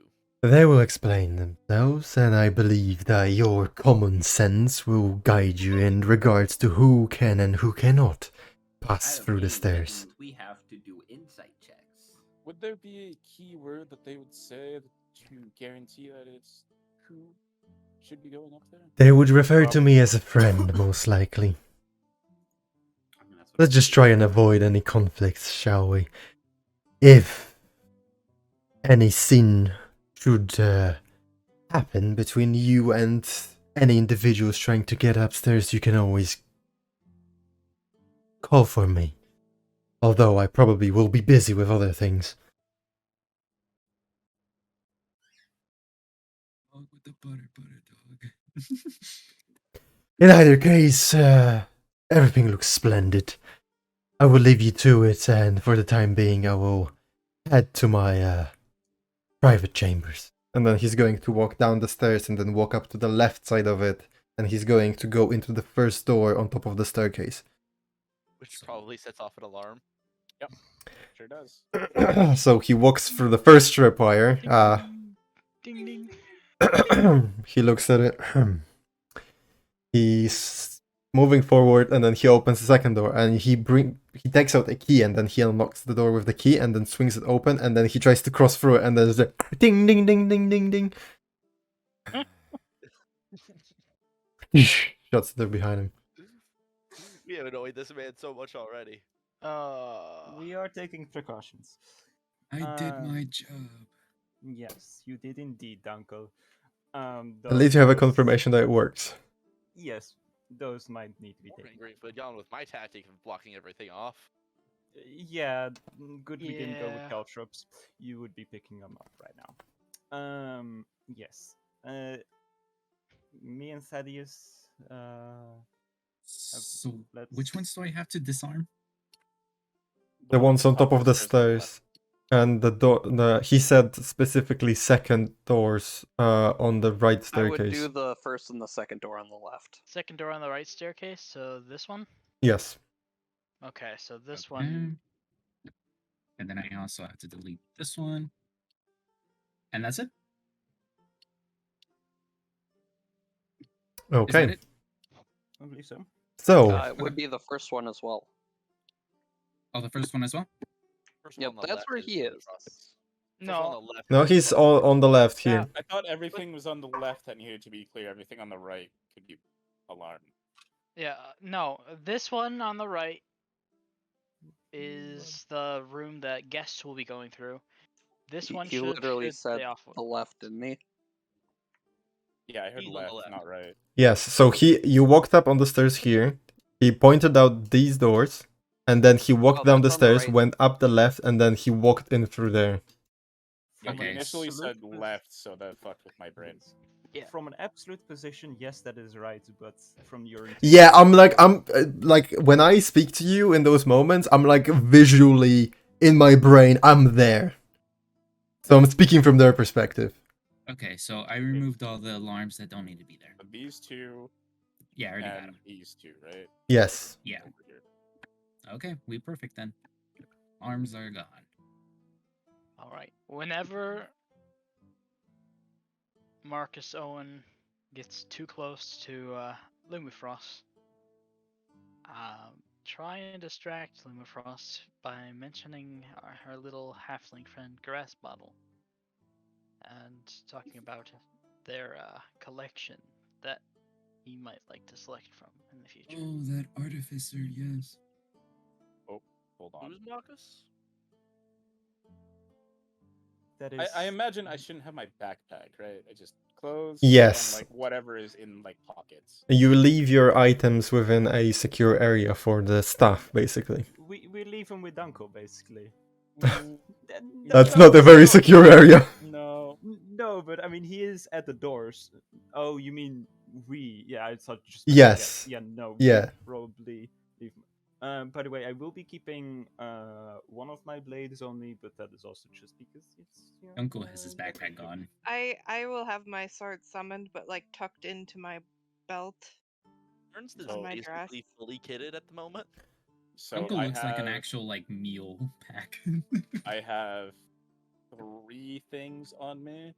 Mm. I have my cane, which is my arcane focus. I have my book, which is on like a little, kind of like a holster under my coat. Yeah. And then I will have my platinum gilded rose in my pocket, like my chest pocket. Did you see the DM that I sent you? I have not yet. Yeah, I will basically only have a blade tucked around my back and a reliquary with me, like a little wooden box. Uncle, which did you I get will around be to? towing around. Okay, I handed them over to you. Did you manage to silver my sword yet? Uncle thinks about this.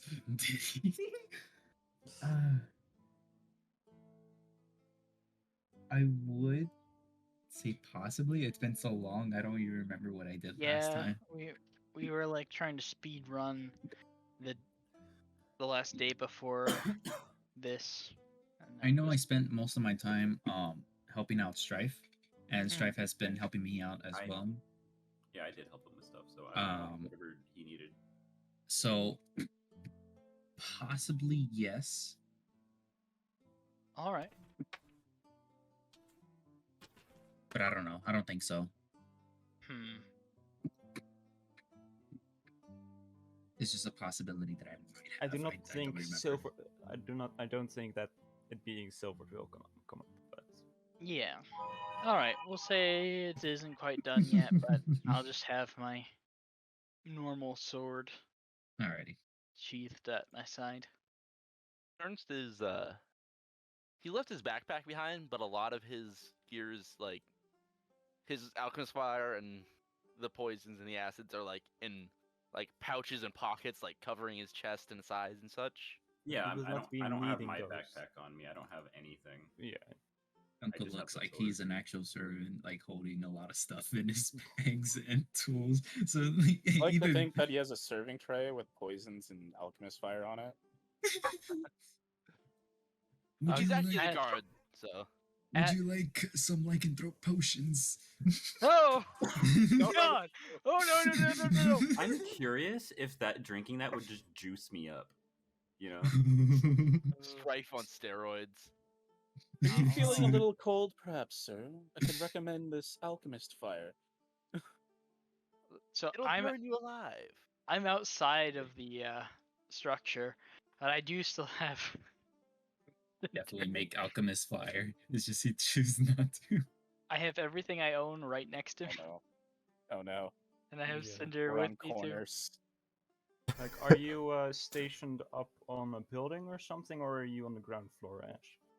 I am Outside. outside. Okay. Yeah.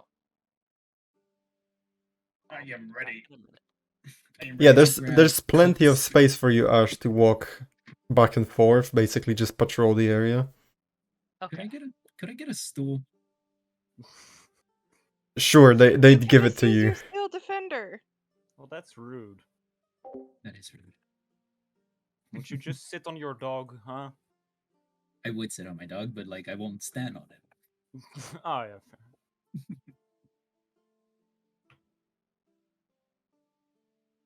Fair. Right.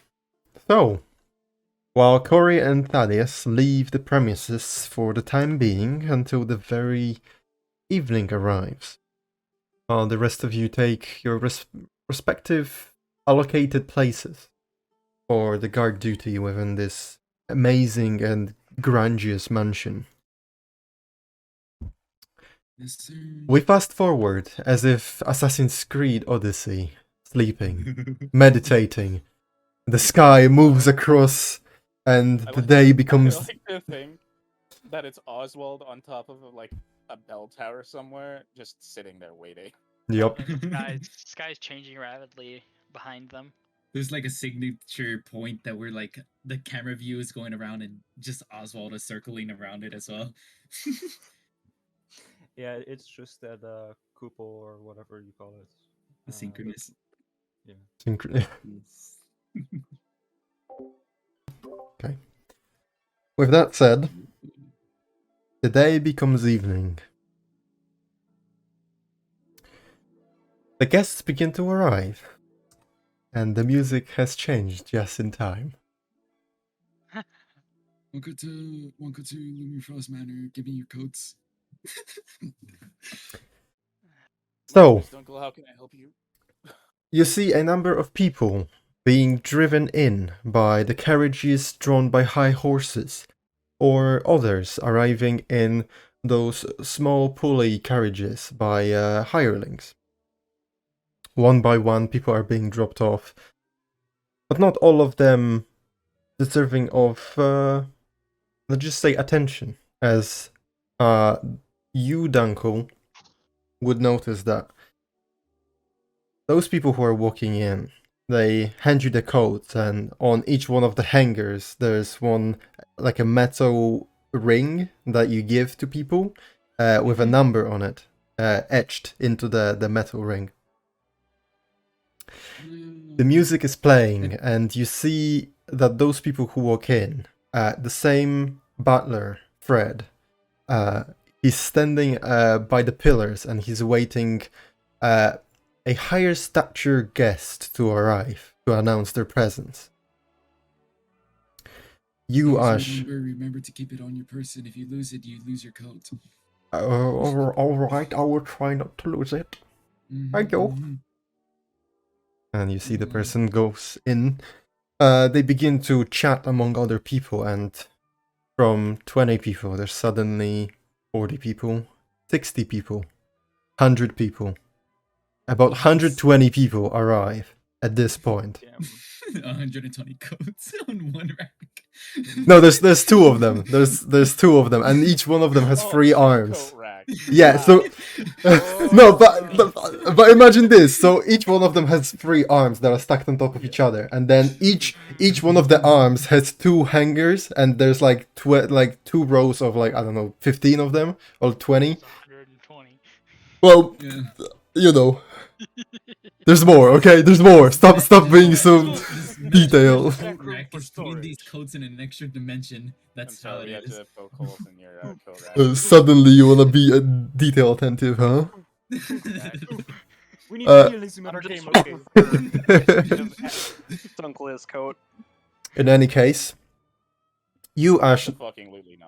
you Ash see there's all these people that are gathered outside, and not all of them entered in yet. They are gathered there, talking amongst their fellow, acquaintances or friends, perhaps, or creating new connections before walking into the hall. But you also see there are these more fancy-looking carriages that arrive at this point. But I would say that's about when Corey and Thaddeus arrive, just before those carriages walking up the stairs. Since I've already been doing this for 120 people, I don't even recognize them. I'm just like, give me your coats and here's your number. Automated. Pleasant evening. Who are you? What are you doing here? I just walk past Dunkel. Give me your coats. Also, not giving a shit about him. Okay, walking past, you see Fred, and Fred's holding his hands together. He turns towards you. Oh, good evening, sirs. Should you require to be announced to the general public within the premises, or would you like to be anonymized? I like to think that Corey and Thaddeus had like a conversation about how this is gonna go, and Corey is the talker for Thaddeus this evening. Yes. So he just looks to Corey. That. I actually do not know. Have many other people been introduced to the rest, or? No, not yet, not none. I was simply told by Sir Lumifras to inquire whether or not you would like to be introduced to the guests. No, we'll do it on a. Very well. Just mingle. Enjoy your day. Evening.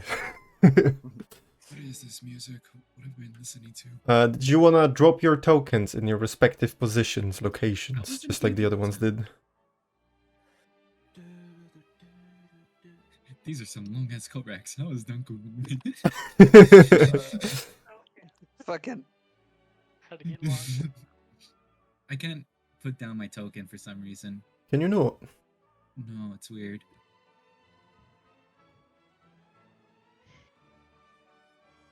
Thank you. Could I also have the Steel Defender? No, you may not. Still, Defender is not present.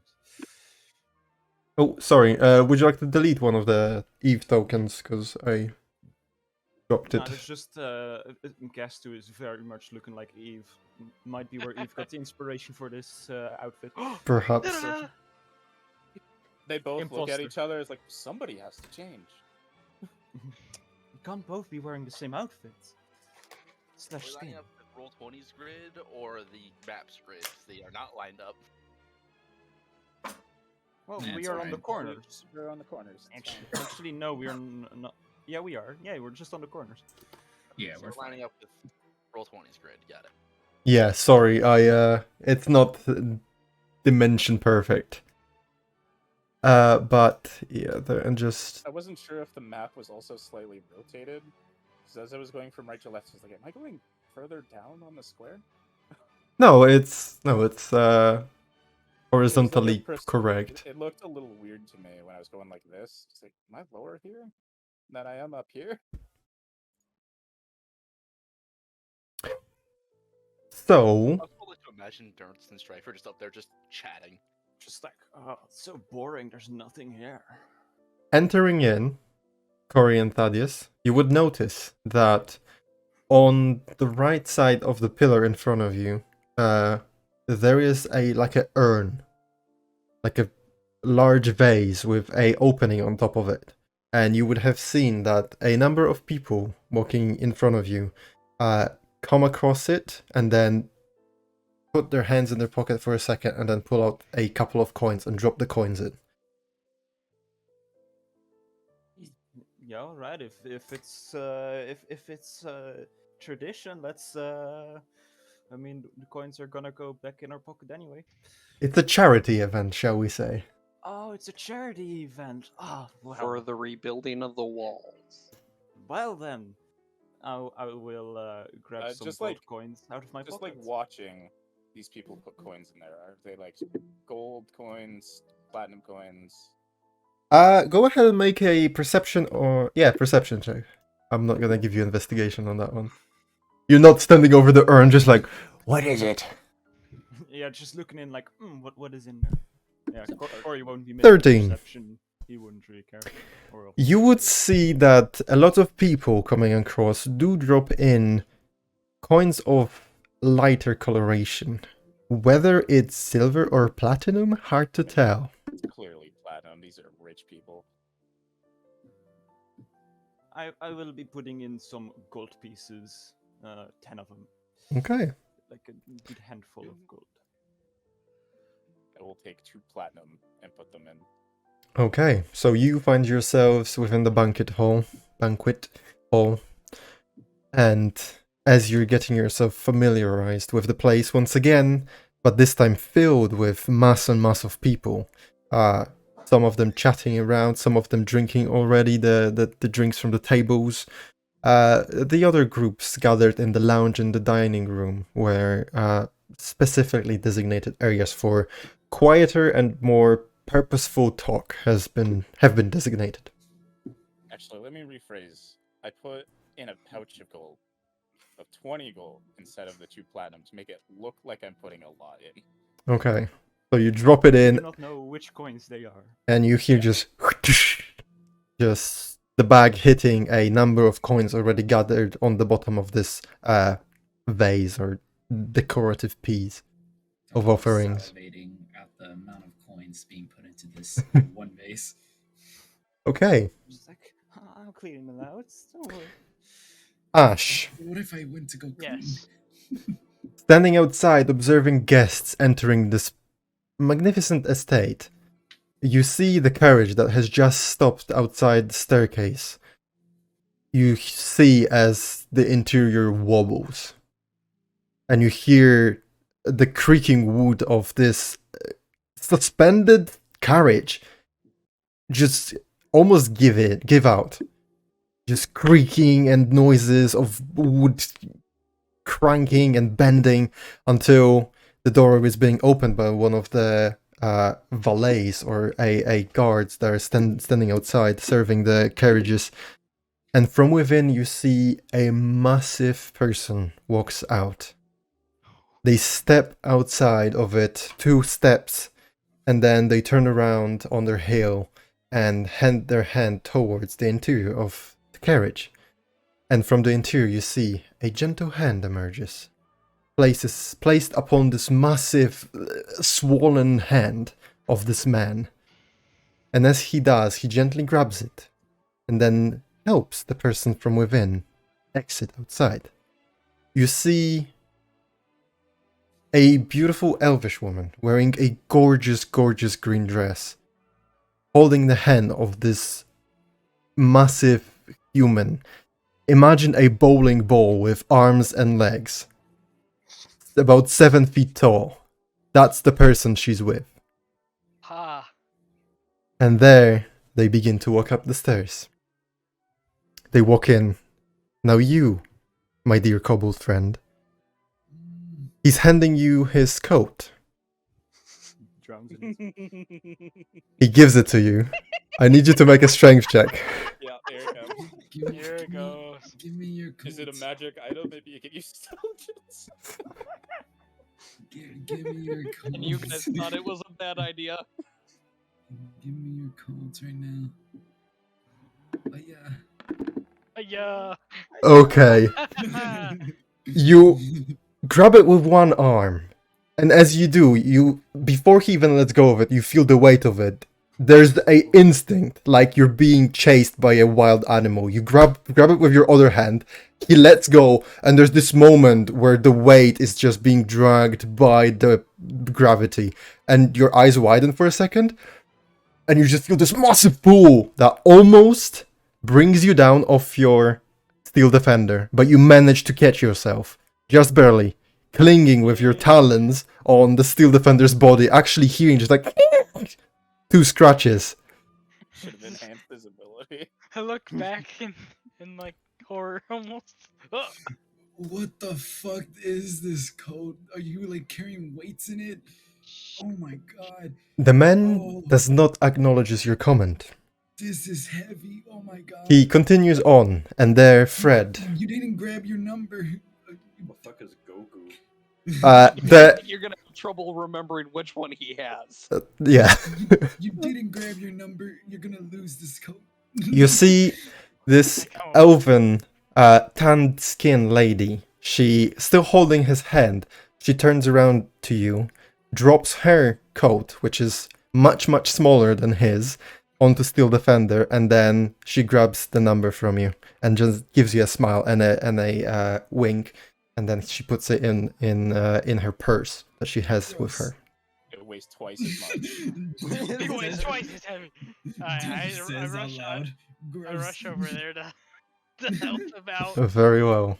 So as there's this struggle of Danku trying to lift the coat hanger and put it on the coat and put it on the hanger, Ash runs in. The entire coat onto Ash because Ash runs in helping, and then Fred turns around, facing the interior of the hall. Entering now, Lord of Finances, Baron Virik, and his escort. And then people all turn around at the same time and pay all the attention. The conversation stops and everyone starts clapping. And the clapping goes for about a minute before it dies down. And then they are joining while that's in. happening, Yes. I'm in the banquet hall. Can I take a look around to see if there's anybody who's maybe not clapping or not like being respectful towards this I person? can tell you one right off the bat. I'll give you a little slap with my. Or do you mean Thaddeus isn't clapping, or Thaddeus is not clapping. Corey will give you a little slap with his still like, with an urging look, like, come on, be polite. Right, but can I do? Go ahead and make Would a it be, like, perception. perception Yes. or- okay. And while she's doing that, can I get what his name was again? Baron Nam Vireg. Lord of Finances. That's the title he was introduced as. With Thaddeus looks to Corey, and like for the briefest of moments, there is just complete disgust on his face. Boo. and it is not unjustified disgust. Corey doesn't have much context, or at least Corey. Corey's just like, yeah, he's been introduced. Like, come on, man. I don't give a shit if this dude has genocided Eve. entire nations. You I fucking clown. acknowledge his existence by looking at him for maybe 6 seconds. Very well. But to your point, Eve, you do see one person who's not paying the just attention to the individual coming in just now. You see one man standing by the table here, and he's in the process of downing one of his wine glasses while holding already a second wine glass in his other hand. Double fisting it, respect. Asenath would be proud. But he finishes one, finishes second, places it down, and then disappears into the crowd. That's what you see. Okay. Next. Another more distinctly looking carriage arrives, although not as majestic, let's say, as the previous one that you saw, Ash. From within that one, you see already and hear a familiar clacking of hooves emerge from within as the person descends the single step from the carriage and onto this graveled road just before the staircase. You see Marcus O's II emerges from within the carriage. One of the servants walks out and hands him his coat and like a cap, like a presentable cap with a feather, a white long feather that sticks from outside of it, from the edge of it. He begins to walk up the stairs. Are you standing on top of the stairs? I am. You would notice your presence. Asher? Lord Ois, it is a pleasure to see you tonight. Likewise. Have you been well? I have. How's the situation looking? Should I be afraid of anything just yet? Not yet. Not yet. We've made some preparations. Very well. I hope your evening's gonna go well, and hopefully I won't be bothered too much. Of course, your presence and conversation are always a nice addition to my evening, especially in a place like this. But nonetheless, I will take my invitation and leave you to your duty. Very well. And then he begins to walk in, this familiar, as he walks in. He hands you his hat and the coat, Dunkel. I'm sorry, sir. The space has been filled by a big giant oaf. We have no more spots on the racks. Oh, I'll keep it with They've only me. given me 2 racks.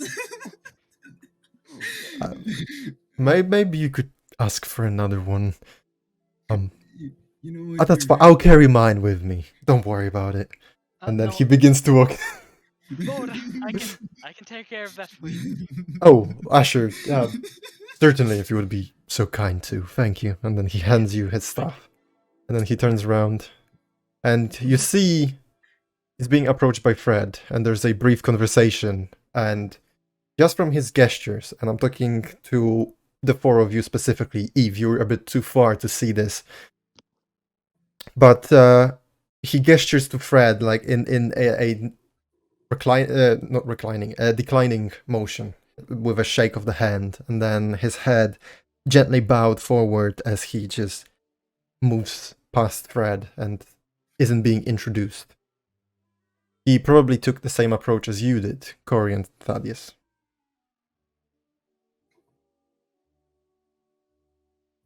Dunkel's gonna go ask for another coat hanger. Okay, very well. Can we get one for the valet here? We need another coat hanger. Go get it. Go get it. And two guards just look at each other and they're like, "Oh, I guess we have to go." And then they start running towards the door, towards you, Eve. And they pass through the door, and then you, Blix, see them disappear to the right of the hallway. Gonna clock that. Shortly after, they return with another coat hanger and they place it in a free space on the left side this time. So you might have to move. Draw another Duncan. Dr. Seuss coat rack. Damn it, Okay. The part about this so far is that Dunkel and Thaddeus agreed on something. It's liking the big guy. Yeah, fuck this guy. What is there to hate about this man? He's a big man. He stuffs his pockets with coin, letting people starve. Fuck this guy. As a noble should. Apparently. As you're having this conversation, we will move on to a more quiet part of this place. Statue Hall. As the camera zooms in on the two of you standing guarding the staircase. There's a moment where you hear familiar clattering of armor and weaponry as you see from the left side of the staircase two guards emerge and they begin to do their loop as they walk underneath the balcony and they look to the right of them, noticing your presence, giving you a gentle nod, following through, walking through here, coming across and then walking back and exiting back into the courtyard through the left exit.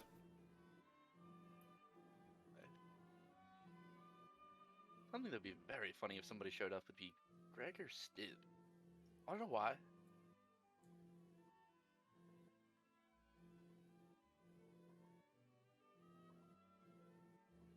Okay. Wait, what? Did I not speak loud enough? What? Wait, what did you say? I didn't understand it. I tried to say something, but apparently I did not speak loud enough. What did you say? Would you ask? Slipped my head for a second. Give me a second. You said something about like Gregor Stib. Oh, I had you turned down on Discord for some reason. I guess I'm just a loud talker.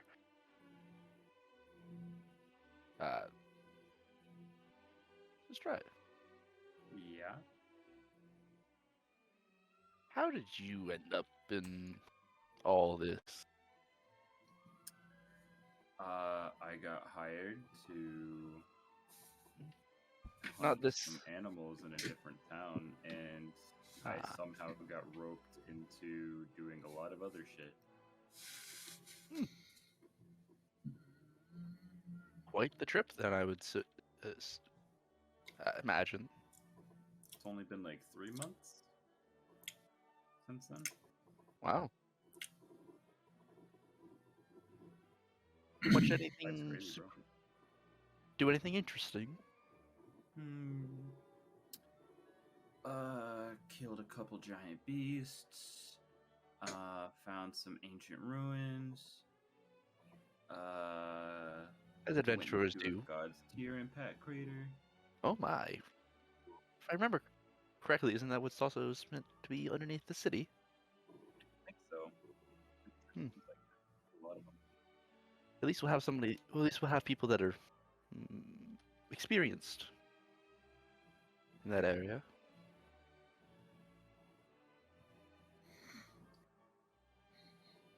As this conversation is taking place,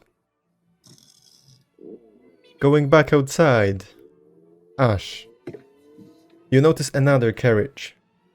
Another beautifully garnished carriage. This time, dark wood and these black roses as well as blue roses attached to the exterior of it, almost as if planters attached to the carriage.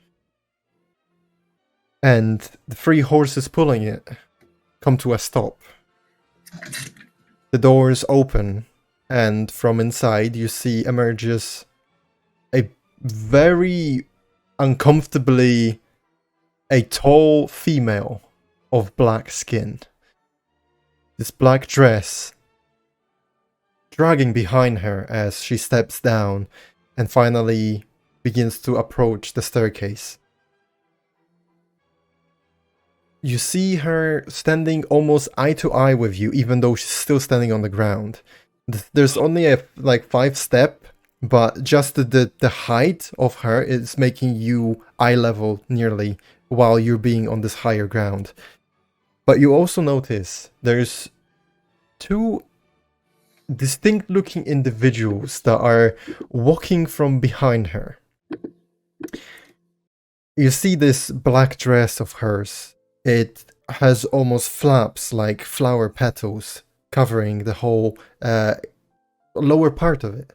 And at the back, you see there's 2 tails that drag on the ground before you see them being held by these 2 individuals. And looking at them, you're confused as to what they are in terms of gender. As you see these crop top black tops with these mini skirts, but the mini skirts have also like a legging type pants that are covering their thighs. You can see them only ever so faintly as they walk forwards behind her. And they have these large veil-like coverings on their faces in black to match the dress and their outfits. And she begins to walk up the stairs, and very gingerly she does it, watching her every step before finding herself on top of the staircase and standing next to you, passing by you. She's about maybe 7.5 feet tall. Oh. But nothing like the men that entered before. She's... Actually, go ahead and make a perception check for me. Very well.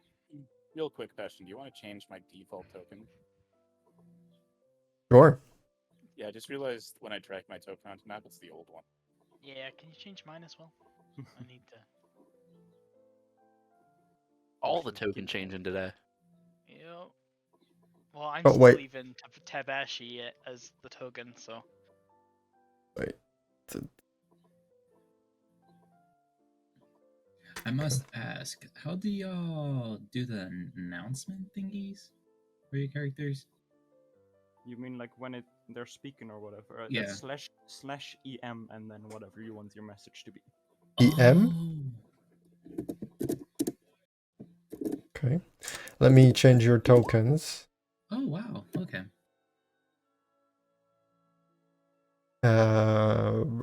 Tokens here. Do I have your token? The new one?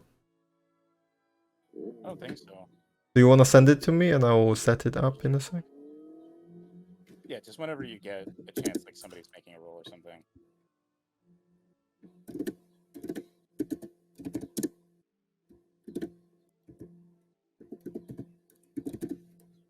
Wait,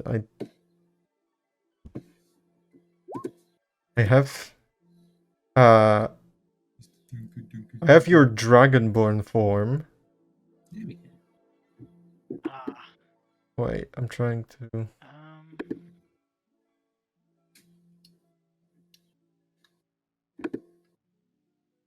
I have Tabashi.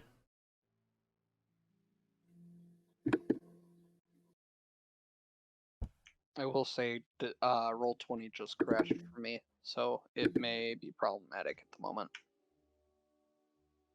In that case, we can hold off if need be. Yeah. At the very. Yeah, I mean, like in lulls. Yeah, I just noticed that it happened, so. Yeah.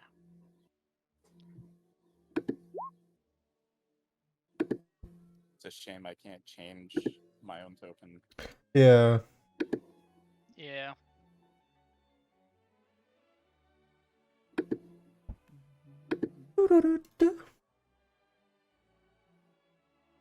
Thaddeus.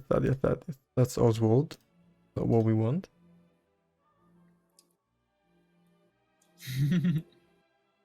Just adds Oswald to be new.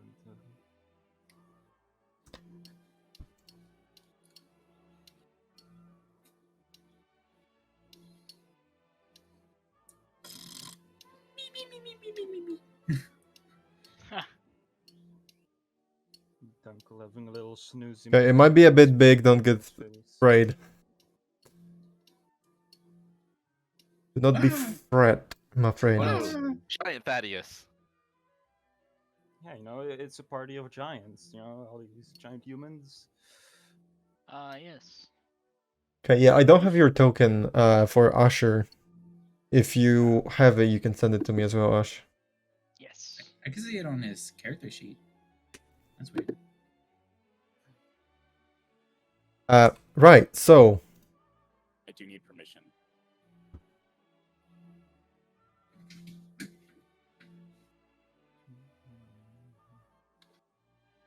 you don't have night vision. Okay. You're able to see now, Thaddeus? No, I just can't move it. Why not? Because the token itself. Oh, yeah, if you drop yourself again, you should be able to work it. Okay, You- carry on. Okay. So, Big lady. big lady, yes. Yeah, so you see this skinny, almost 8 feet in height, black-skinned elf lady, and this black and golden dress that she's wearing. And what you notice is she's not that tall, actually. With the 19 on perception. She has some kind of shoe that has these massive platforms that elevate her in height. Oh shoot! 2 foot tall If I platforms. noticed that as she was stepping up, I would attempt to help her up. You can do so, certainly. So you walk up and help her out. And as you do, oh, thank you so much, such a gentleman. Not many of you left on this plane. With a pleasure. Plane. In the infernal hells, there are the gentlemen. Of course, yeah. Asmodeus, They are the true lawful. gentlemen. Yeah. They might want your soul. Yes, they'll they be are kind about it. lawful. That's it. Yeah. Continuing on, she enters in, and she actually doesn't have anything to give to you, Danko. She just walks past you. I need to know how tall are the platform shoes. Oh, is that your token? Okay. 4 feet. Like, are the platforms like 2 feet of extra height, or like 6 inches, or? You don't know. You're in a separate room. Through walls. Exactly, through walls. But should you be able to tell how tall they are about 2 feet in height. Yeah, they are massive platforms. She's not fucking around. And in the total height? Is she like, am I at torso height? She was like wasn't she Lady also something like Dimitrescu? in the 7? Those shoes are basically Dunkel's height. Yeah, she's like under 8 feet tall with those platform shoes on. Yeah, so she's short normally, but because platform shoes. She's Lady Dimitrescu height. Yeah. Just Me, not as Kialis. thick, alright? Me, Kialis. She tall, let's go. Me, Thaddeus. Disgusting. She's No, tall. Just, No reaction. yeah, no reaction, exactly.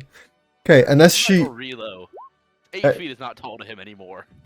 as she is walking Yeah, in, normal humans. So without them, she's like 8 feet tall still. no, she's 6 No, feet, she's like, under Like, 6 she's the feet. Same height as me, IRL.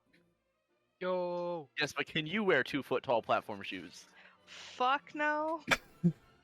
Okay, I let's know get back on track, what guys. Shoes to start Fair with. enough. Neither can I. All right. My girlfriend. has a Moving on to the short next person person. complex, if you like those. Wait, what?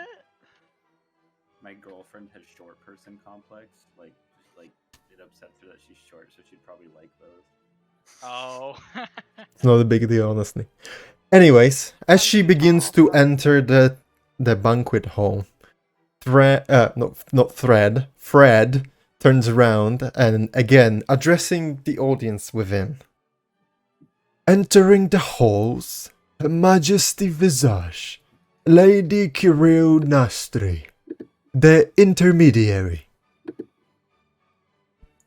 Don't go away. As she I walks will in, clap to this. And everyone begins to clap again. And as everyone does, she like waves at them, the queen's wave, and then she's like sending the kisses to everyone, and then say, "Oh, like, you don't have to really.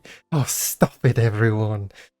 And then you can see that she's basking in the moment of being, It stops when it said that we can stop.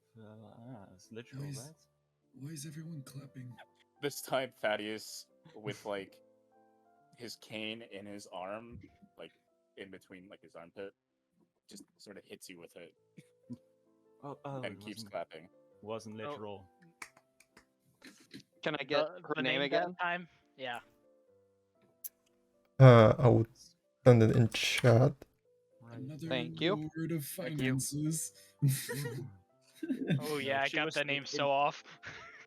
She was the intermediary, right? Yes, the Yes, intermediary. the intermediary was her title. I thought her name was Lady Mirage Master. Gosh. I got it It's way off. Her Majesty Visage Lady Kirinal Nastri. And she appears human? She is elven, black skin elven lady. Are the ears longer than? Yes. Yes. No, they are just long elven ears, pointy. Okay. They are not like super long, like feet long. Is it like drow kind, or No, just most likely Rhine? black skinned. What color were her eyes? Well, As I helped her up the stairs. with 19, sure. Her eyes are these deep blue coloration. Okay. Like an ocean almost.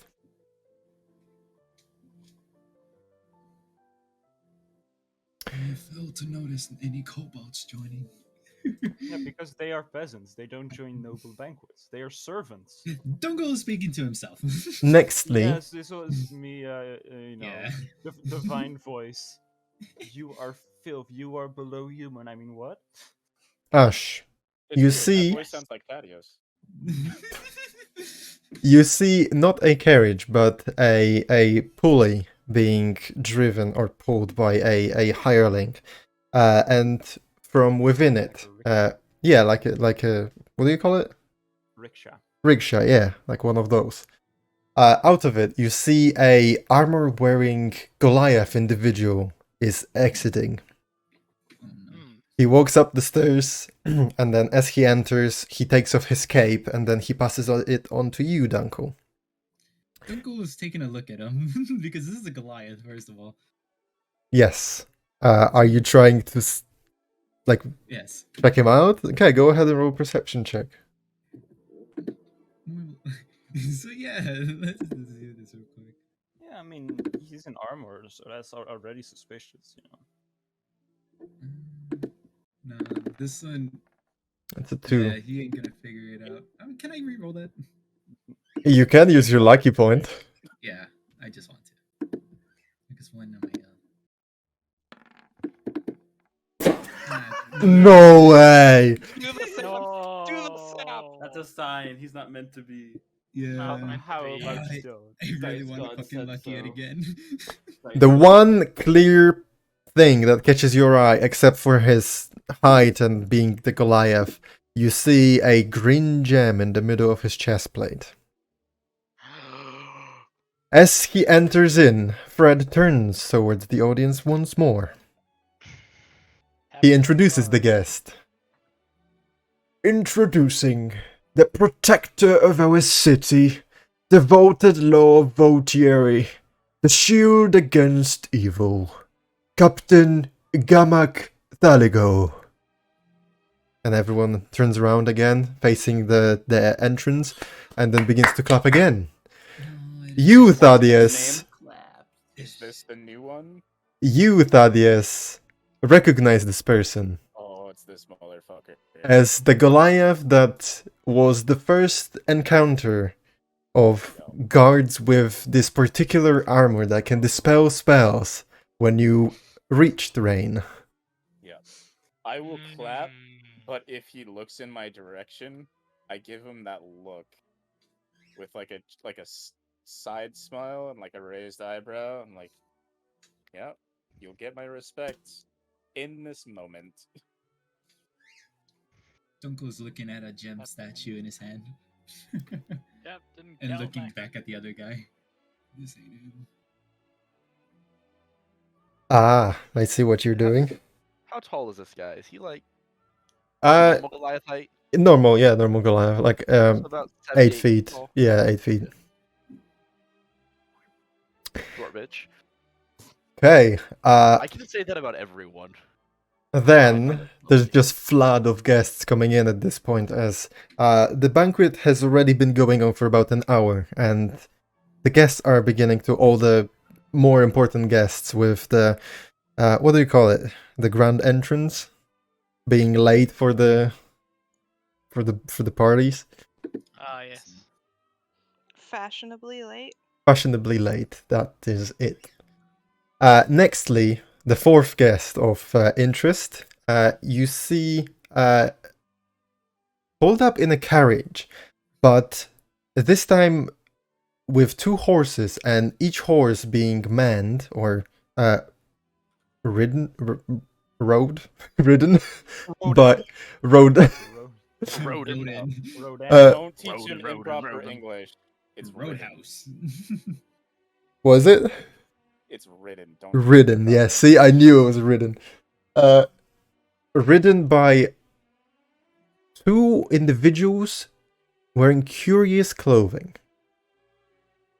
And I'm trying to think, you would not know what they are wearing, but the closest you can tell, they are men of faith, as the robes remind you of priestly nature.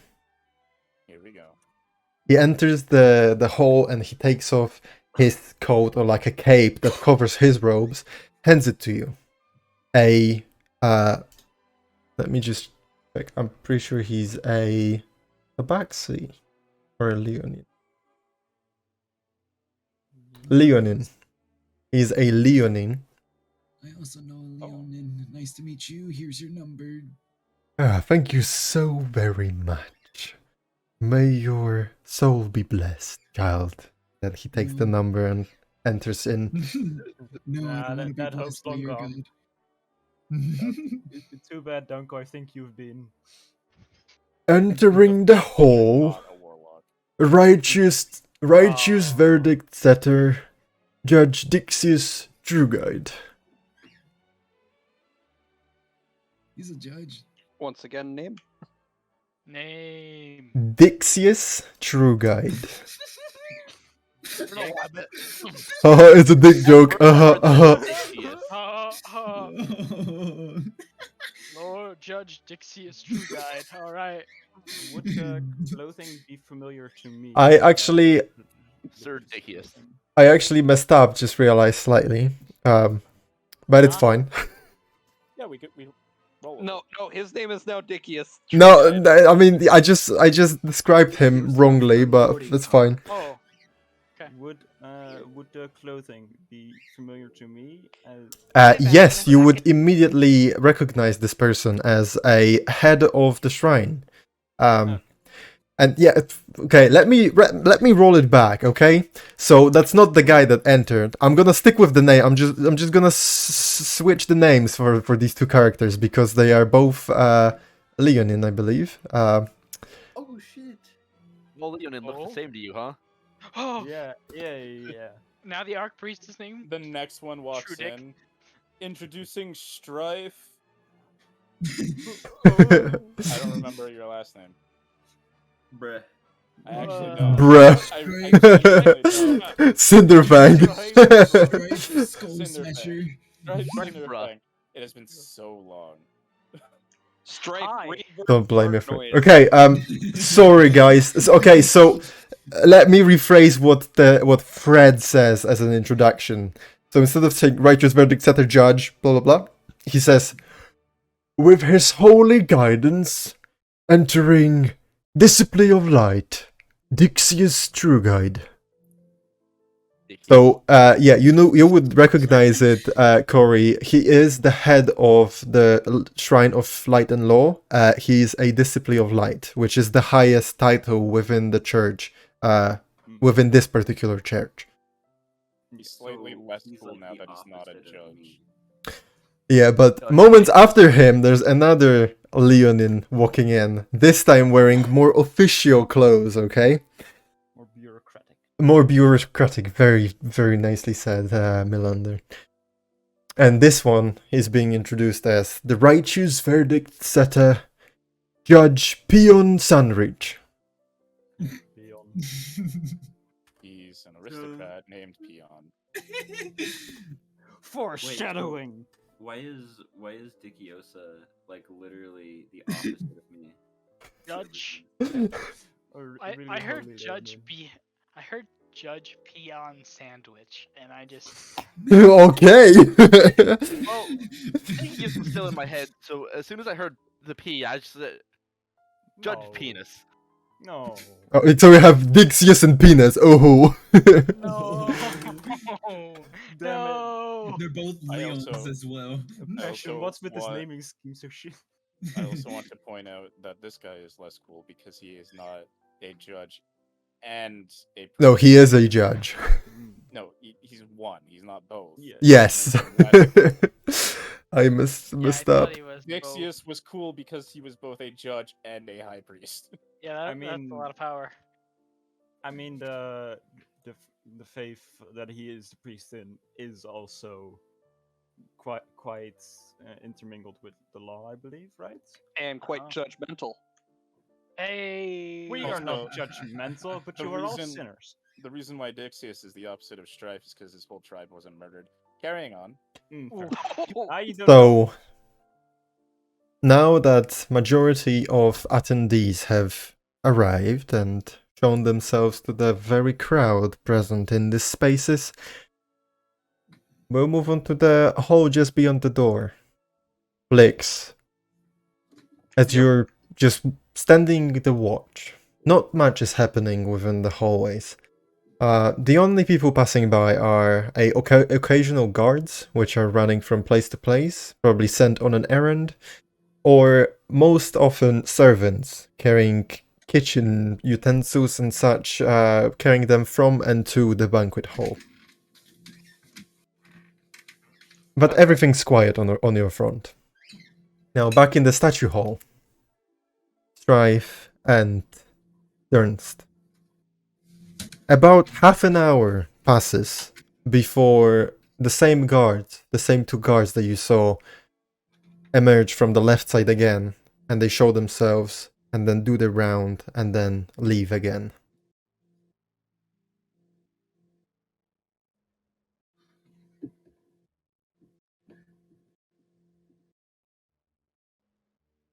Oh.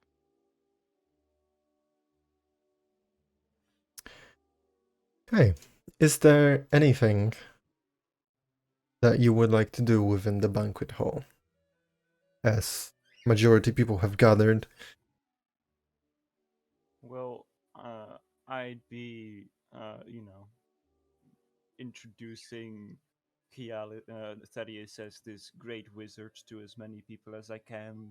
Okay. Hyping him up, The basically. conversation that we had before this was, I am Arcanist Thaddeus Crick, Okay. I will, heir introdu- to I, the Duke of I the Crick will family, introduce you as such. heir to the Duke of the Crick family. Okay. Basically, I am just You're his hype He- man. I'm his hype man. Like I might be doing all the talking, but all the conversations will be about him, basically. And yeah, mostly with like the unimportant guests, likely, the ones that didn't get announced, basically. That is at least my plan. If Thaddeus would be like, hey, can you hype me up to this person or something? I'd be fine with doing it, but I'd for now be steering clear of the important people. The important people we don't need to talk to. Yeah, fuck Thaddeus those will people. be keeping a side eye for God, the tiefling's name that I cannot remember. Marcus Ose. And our employer. Yes. I almost said Irenefa. Can I Also your employer. can I Not first one. The giant's coat. Yeah. Are you looking for anything in particular? No. Oswald will be just looking through the window down. Okay. Yeah, I know. He's looking for his own shit. Okay. I'm looking. He's looking for some drama happening. And what are you looking for, Ash? I'm mostly scanning each and every guest to see if I end up seeing. I know I can't actually talk to him, but Avadu, see if he shows up, as well as looking for any armed guests, just to be careful. There's no armed guests. People are observed as they enter in. Even the Goliath entered without carrying any weapons on him. Right. But you in fact do notice among the crowd, not in a flashy way, entering through the hall with the crowd, entering through the doorway, is Abadu. Well, Walks past you. I hold my tongue. Okay, Danko, give me a investigation check for your risking. Okay, 1 second, please, because my character sheet won't open. No worries. Oh, look what's on the agenda.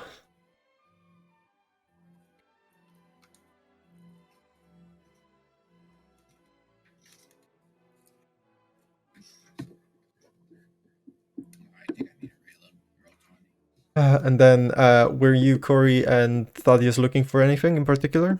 I was keeping an eye out for Marcus, and if Lumifras comes out, just to make sure those two don't converse. Go ahead and give me a perception check. Yeah, I'd more be focused on the mingling parts, keeping Thaddeus, free to do the actual looking for his. Okay. credits. You go ahead and give me what do I want? Persuasion or Persuasion or yeah, let's go with persuasion. And Oswald is looking for drama. Okay. That accidentally was made to the GM. It was a 14. The second one is Oswald, just to be clear. Alrighty. And then what did you manage to open your character sheet yet? Butter? Oh, Butter's muted. My character sheet and my page is broken. I don't know what to do. Have you refreshed it? Yeah, open it in a new tab. I had to completely close out my browser because Roll20 apparently crashed my computer. Nice. Yeah, Roll20 almost did that to me. How are you all having problems at the same time? Roll20 is sometimes a bitch. Especially if you change character images for some reason. That is because the default token means that for some reason can only be done by the DM. Unless, of course, you don't assign a token to somebody and you just drag your character sheet onto the page. Yeah, I just did that. I swapped out my character picture myself. Oh, okay. That's interesting. Wait, that worked for you? It didn't work for me. I didn't have a pre-made token anymore. Okay. What? Here's your investigation. Okay, I'll wait. I'll wait to see it. 11. Okay. I'm looking for his coat. Or for his cape. Like a wide spanning cape that like covers part of his front body as well. It attaches to his shoulder pads, and then there's like a string that connects it. Within the cape, you find that on the left side, there's like an interior pocket. Within that pocket, you do manage to find a pouch of some coins. Curiosity, are you searching the fat guy or the Goliath? Fat guy. I think. Oh, fat guy, I thought you were searching Goliath. Yeah, that's what I was saying. Because I thought the Goliath Goliath was on the cape, and that guy had a coat. So I was searching the guy with the heaviest thing that I had to roll Yeah. for strength. Okay. Yeah. Okay, That guy. sorry. So let's say you do both of them. Oh So no, I in only wanted one. okay. Anyways, You know, you're stealing from everyone. so in his coat, in this massive and heavy coat, it's made partially of leather and cloth. It's a mix, as well as there's just the thickness of the fabrics is way beyond what it should be. It's like almost a winter coat, but for some reason he's wearing it in spring. But searching for the coat, you manage to find a pen, a feather pen, which is like bent and broken. The feather is like losing its what do you even call it? The bits that grow from the feather. Quill. I don't know. Quills? Quill? No, quill is the feather. Yeah. I believe it's the pin, but Fringe.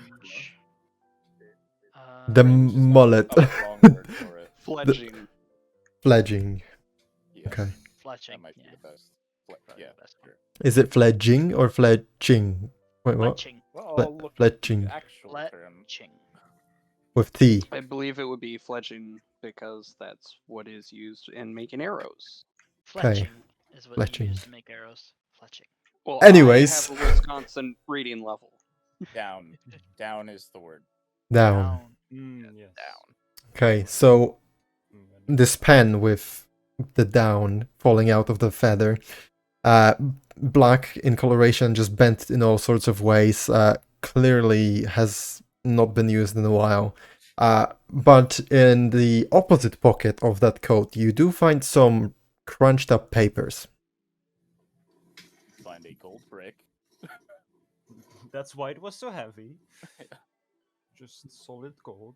It weighs 10 pounds. Dunkel will drop the pin onto the floor right under it, Okay. and he will check out that paper. Very well. On crumbling the paper, you see it's almost like a check. And it has smudged letters on it. But you can make out things on it. You definitely can make out the name of the payer is his initials. But the initials of the person that's receiving the payment are the payee are GGI.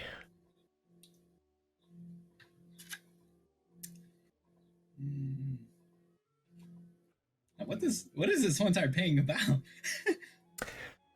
With 11, it's hard to tell exactly. There's no information of what the payment is. There's a amount written, although there's a smudge, and you cannot tell if there's supposed to be one more zero or not. But it's between 10,000 gold pieces or 100,000 gold pieces. Damn. Thaddeus, a strength of 6, wants to punch this man in the face. Hey, maybe this is to pay for the food of some peasants, you know? Dunkel will do something. That's too many. He will put this paper into like a paper airplane. Yeah. I don't know if this would count. Oh no, I can't. I wanted to cast it like this and then throw it at Thaddeus. Magically infuse it and then whack it at... Yeah. Oh my gosh. Okay. The question is, Passion. Yes. Would you count this as drama? Well, from Oswald's perspective, he would not be able to see Dunkel because of the pillars. Fair enough. And because of the angle of the roof, but he can see the center of it. With his 15, he does notice Lady Curio currently chatting with 3 individuals just on the opposite side from you. And you can you can hear voice in your head, Thaddeus. Well, isn't she a poor thing? So desperate for attention. I would hate to be her. And as he says that, There's a response from Thaddeus. You are her. What Oh. are you saying to me? Rude, Thaddeus, but nonetheless, she seems to be struggling, really trying hard to grasp people's attention. She's just out there flailing her hands. And then that's the moment where you turn your head and you see her. And in fact, she is standing there and just like flailing her arms and like trying to gesture. And then you just hear reverberating through the place, like this weird, strange laugh, like she's laughing at her own joke. Poor lady. Schizophrenic. And this place is full of unlikable people. It's almost like Um, it is why. a rich people's place. Passion. Yes. I would assume out in the hallway as of like.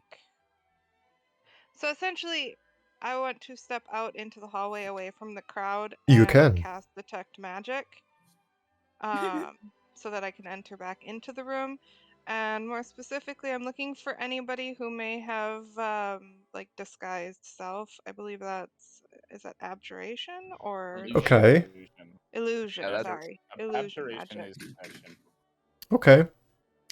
Very well. Somebody who may not be who they are portraying themselves as, I believe that's essentially. range of 60. Okay. So you walk Yeah, I out mean, and walk when back I in. come back in, it lasts for 10 minutes, so I'm just gonna kind of walk back in and walk through the room to see if there's anybody. No worries. Go ahead and give me a Like, perception check. Abjuration is cause for like taking note. Illusion is cause for taking alarm. Yeah, if indeed there was someone with abjuration, bar maybe Thaddeus, then Yeah, I mean, obviously ruling out our own party members, because that's an Yeah, obvious so thing. except But, for what like, yeah, they are yeah. wearing. Does my Interesting paper enough, no magic is radiating from Thaddeus. does my paper get to Thaddeus? You cast improved stone on a crumpled ball of paper and throw it at me. He's in the middle of a crowd. Remember, like this banquet hall is filled with just Filled with people. It is also Dunkel. Yeah, who's who's dumbass? Yes. But who also, if knows what anybody the is fuck? carrying any like magical items and stuff, that would be nice to know as Look, well. I may act like a dumbass, but Well, smart. Ash, no. I'm a smart man on my own. What have would just Blix want you to different do? kind. Don't go knows simple physics. Sorry, it pains me to say this, but it looks like the lady wants more attention. Should we give some to her? Sure, why not? I'm gonna do an insight for my character. What are you inciting? I think she might be a A distraction. riot. Dude, we're in another room. You're Yeah, not you there. can't really do that. Wait, I'm so stupid. I'm sorry. I'm tired right now. Good. Okay, You insight check the statue. Yep. Yeah. You it's a statue. Inside Durst, just like, can I trust him? No, Yeah. no, you Comes- can't. Yeah, Comes you're roll- right. I can't trust hers. So the statue Yeah, comes no, to life trusting and Dark Durst is a bad Souls idea. boss music comes. Y'all having a party while A Durst and floodgate Strife are appears. fighting a. Hey Ash, Yes. paper here. Hmm? Mm-hmm. Alright, Cinder, take care of things for a second. I'll just hear. Alright, I take the piece of paper. Oh damn, that's Read it with your fine eyes.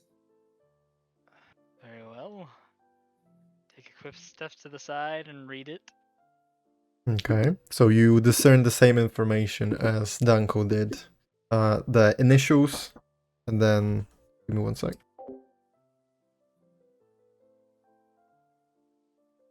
Yeah, you can totally trust Ernst. Okay, sorry about that. I'm back. Roll Uh, another insight. Yeah, no, Durst is totally trustable. So yeah, you discern the same information. There's the smudge, you can't tell exactly the amount, but there is a large amount of gold being shared between someone. I found a receipt. I don't know what it's about, but yep. Gods. Okay. Where did you find this? I found it on the floor. Ooh. In that case, I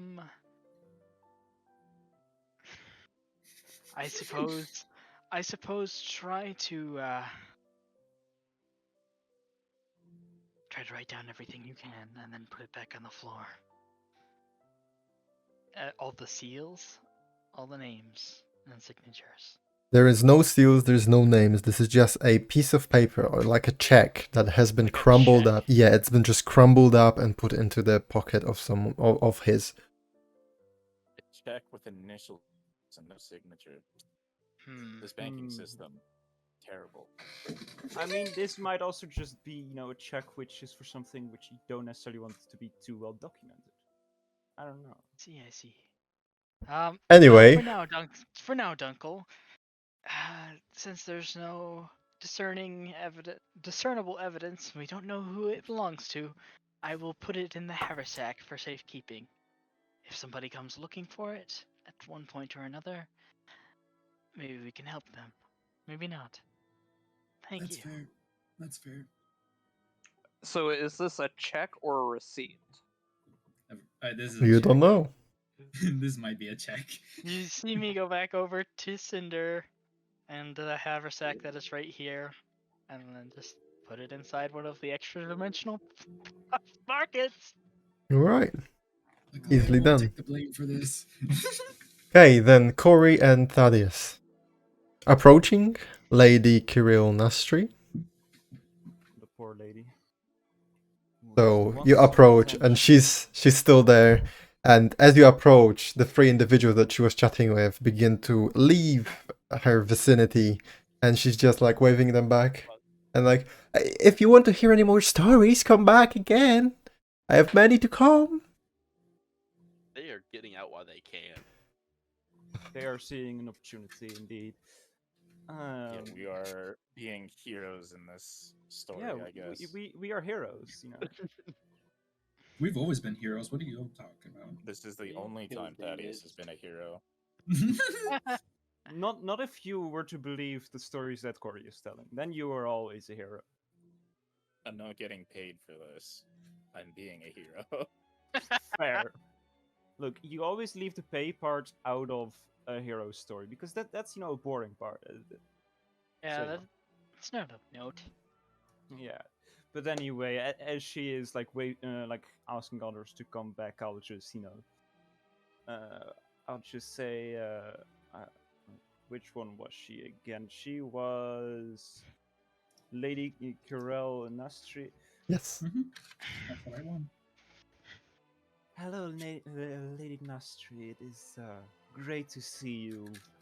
We haven't had the pleasure of making acquaintance with each other yet. I am Kibikurai of the Mixed Empire, and this was... Fuck, I forgot, what was it again? This is out of character. I don't You want me to write it down for you?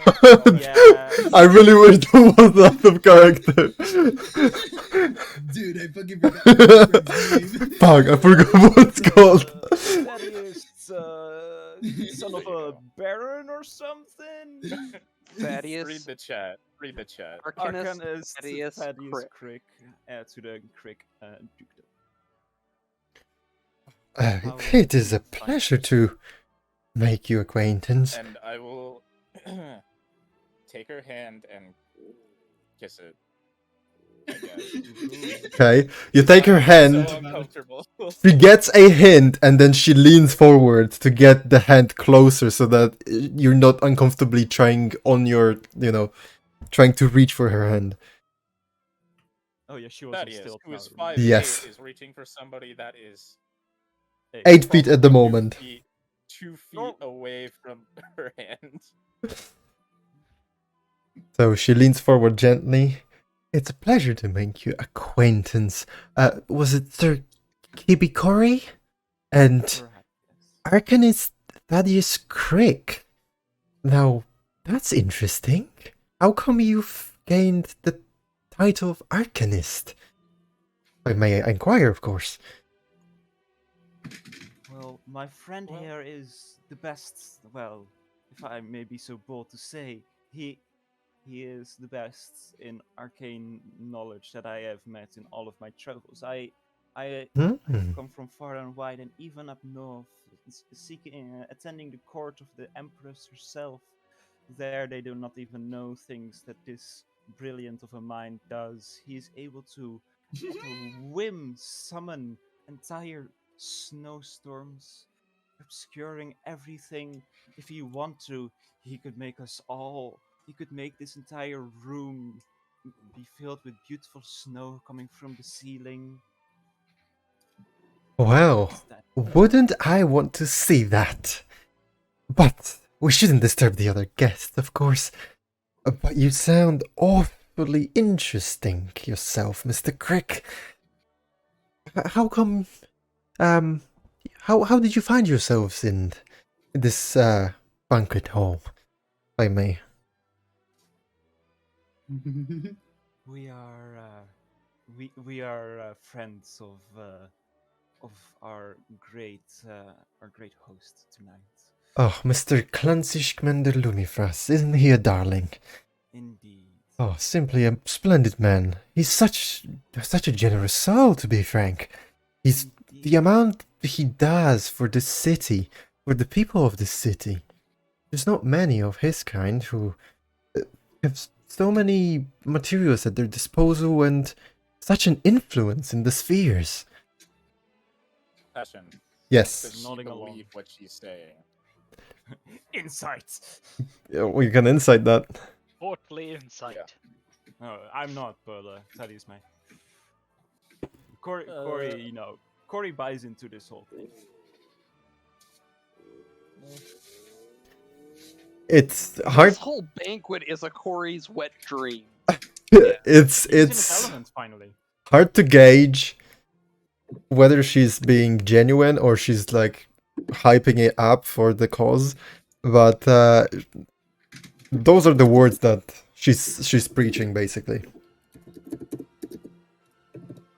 Take it at my discretion, I guess.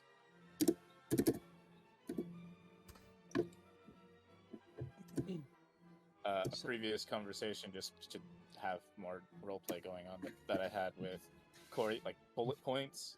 Yeah. This is how you address me, like how you introduce me.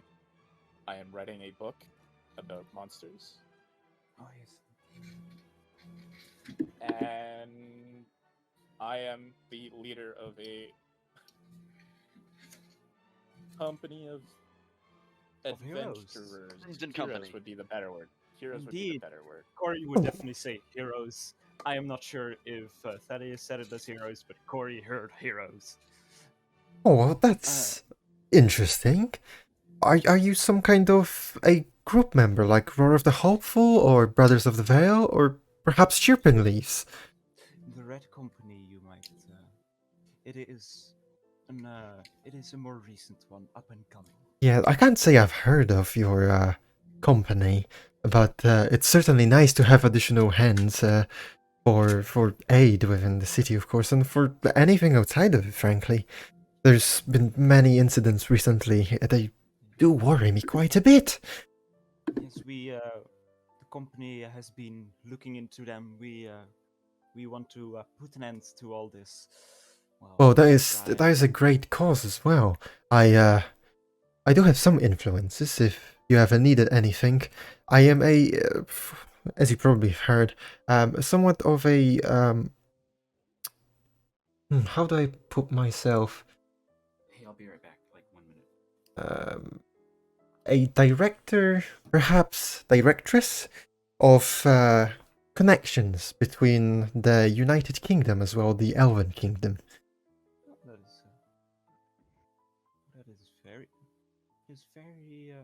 That is very good to know you. Then I don't believe there's anything right this moment that we might need of might need of your services, but Yes, of course. But even if you don't need anything right now, you can come to me in the future, that is, and I can help you out with whatever you may need. Where might we find you? Or Oh, is there a servant we can, servants can contact each other? Yes, when I do come to Wrane, I usually stay within the town's hall, the city's hall. That's where you can usually find me. Should I not be there, that means I am in Elven Kingdom. I usually travel from place to place. It keeps me busy, keeps me on my toes. But if you need to contact me, go there and ask about me. I have servants in the town's hall. They will be able to reach me in time. Okay, of course. She's going to pull out like a fan from behind her bag. She had it stored somewhere, and then she opens the fan and then starts. Yeah, it's better we don't ask those questions.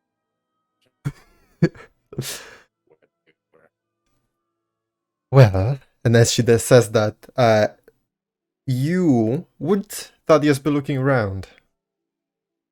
I'd be glancing around every once in a while. Okay, you would notice to the left of you, just through the crowd, seeing Marcus Oath.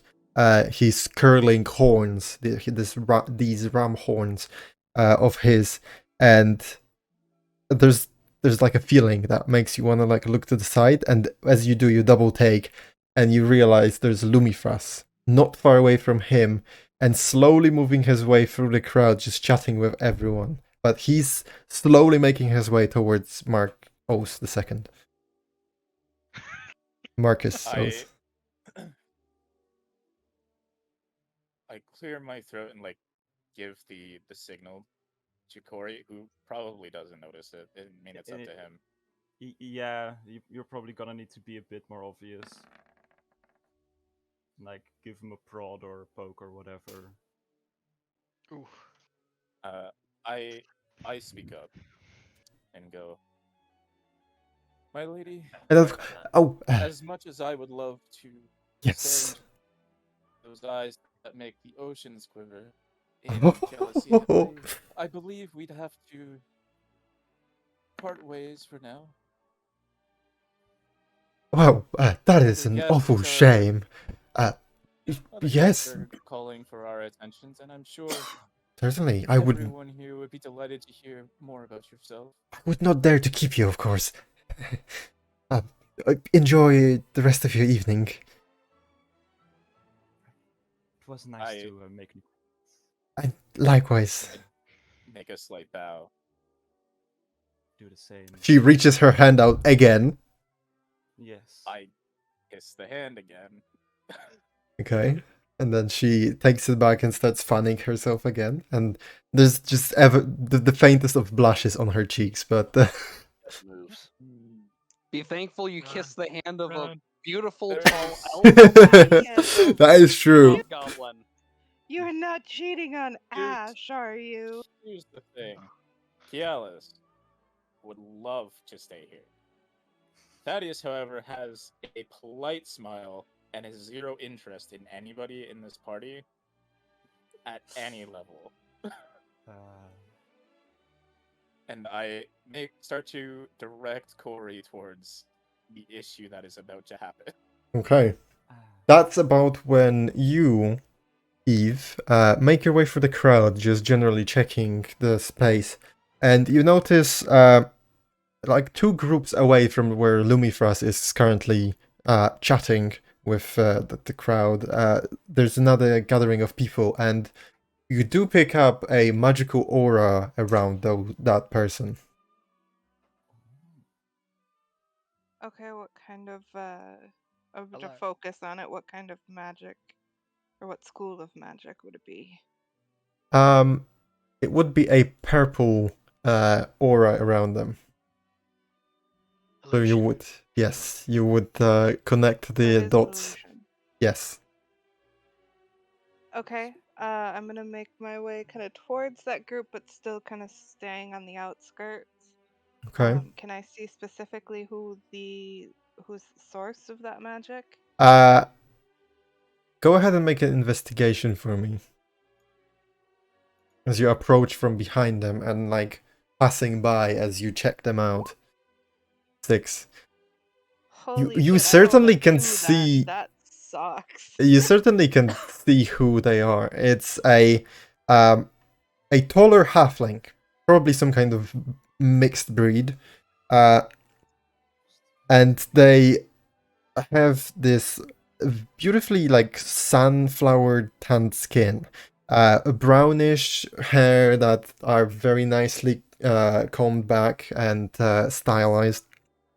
They are wearing a proper outfit that matches their complexion, a very presentable outfit, if you will, and they are currently just in the midst of conversing with another individual about something. Okay, I'm going to very discreetly make my way over to Thaddeus and Okay. Corey, and I'm going to let them know that the taller halfling over in that group of people is using some sort of illusion magic. Imagine it's just to look taller. That's all it is. Yeah, It's just to add a possible. freak. It's possible, but it's suspicious, I would say, in this. Secretly, it's Yeah. just like a gnome who doesn't like being a gnome. He just wants to be a halfling. Just like self-hatred. I just figure something so they can since they're kind of conversing with people, maybe they could, make their way towards there and try to converse with this person to see if maybe there's something going on. More eyes. Just a heads up. As you're conversing, the three of you, Lumifras is getting closer and closer to Marcus. I signal to. Oh, I tell Corey. I'm going to stop Lumifras. You inform our friends to travel somewhere else. The halflings? Sure. Yeah. Okay. The other one. Oh Marcus. shit! Yes. Yes. Yes. I'll head. And to then Marcus. I say to Eve, keep an eye on him. Talking about Will the do. halfling. Okay. And I will go to Lumifras. Okay. And are you, Corey, approaching Marcus? Yes. Okay. Doing my best to kind of place myself between Marcus and fuck, name's hard. Lumifras. Lumifras with kind of like my wings, so that like a glance he wouldn't really see. God damn it, Dunkel. Yeah, that's what I was laughing at too. Those aren't for servants. How are you Anyway. making your text orange? /em to make it like you are. /me. Me. Me? I thought it was em. Oh. Me makes way more sense. Yes. /em is emote. Ah. That was just in such perfect sync. It doesn't work for me. Oh. /em? It says unrecognized command. /me. No, I said EM for email. I typed in both, and both of them don't work. Is it? /ME works. I did /em. I think you have to select like a thing. You have to choose a character in the bottom. Oh, of each text. Yeah, but it automatically selects. I it am already. dumb. I am dumb, Yeah, guys. but if you're the GM, if you're the GM, you're everything. Okay, I was typing MI instead of ME. Oh, nice. Emma. Yeah, that'll do it. MIC. Okay, anyways, so both of you approach your individual targets. What is it you do? I wait until Lumifras has finished his conversation and give myself an opportunity to speak up. And I go, Lumifras, He's Go ahead. Ah, yes. I've heard that you have a extensive collection of artifacts and relics. Have you heard of Grass Bottle in sorry, what is that place called again? Digval? Horton Grass Bottle of Digville, yeah. Grass Bottle in Digval? Well, I presume you understand I am somewhat of a collector myself. And yes, in fact, I am acquainted with the grass bottle. Although I haven't Recently. paid him a visit recently, no. Well, I was actually there not that long ago. Oh, were you? Weeks. He had quite the extensive collection himself, just ready to be plucked from the shelves. I picked a couple up myself. Oh, and what did you pick up then? I found a beautiful ornate case for scrolls or maps, and Oh, those are always handy. this. Oh, you're cutting out. Yeah, you're lagging out. You're lagging out on hard. the lower side of value. Damn. Super lagged out. Side of value, I'm gone. Did you see the thing I wrote in chat?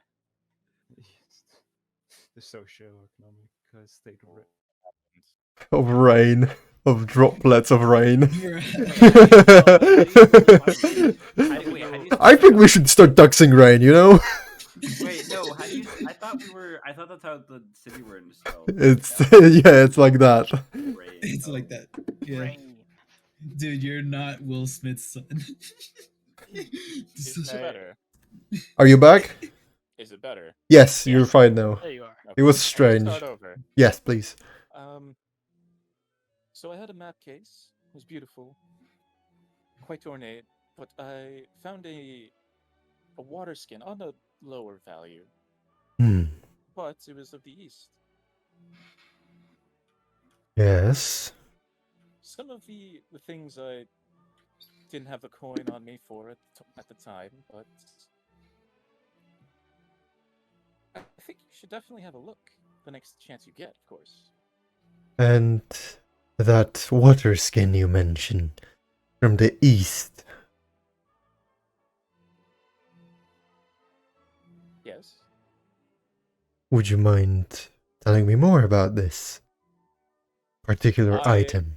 Will describe it as best as I can as Thaddeus because I personally don't know what it looks like. Okay, so what it was is this leather water skin with these tribal designs representing like different things like gathering crop, sun, moon, just passing of the nights, passing of the days, and all of it was made beautifully by painting the water skin and then leaving it on a hot stone in a midday sun, and basically the pigment of the paint burned into the water skin surface. If we have Wow. time later, I can show it to you. I would love you to show it to me. I would love I honestly thought he was gonna stop there. I would love you. I would love you. I would love for you to show it to me. I would love for you to show it to me.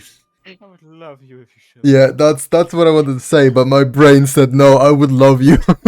I would love you if you showed it to me. A romantic interest for Thaddeus, but Yes. again, Thaddeus You got has so zero many of them at this interest. point. Nothing. Absolutely cheating on zero Ashley. I want to point out how that water skin is currently in my possession. It is. Yeah, absolutely. It again, Thaddeus has zero interest in anybody, anywhere, of any kind. Except books. Well, Aren't people, but yeah.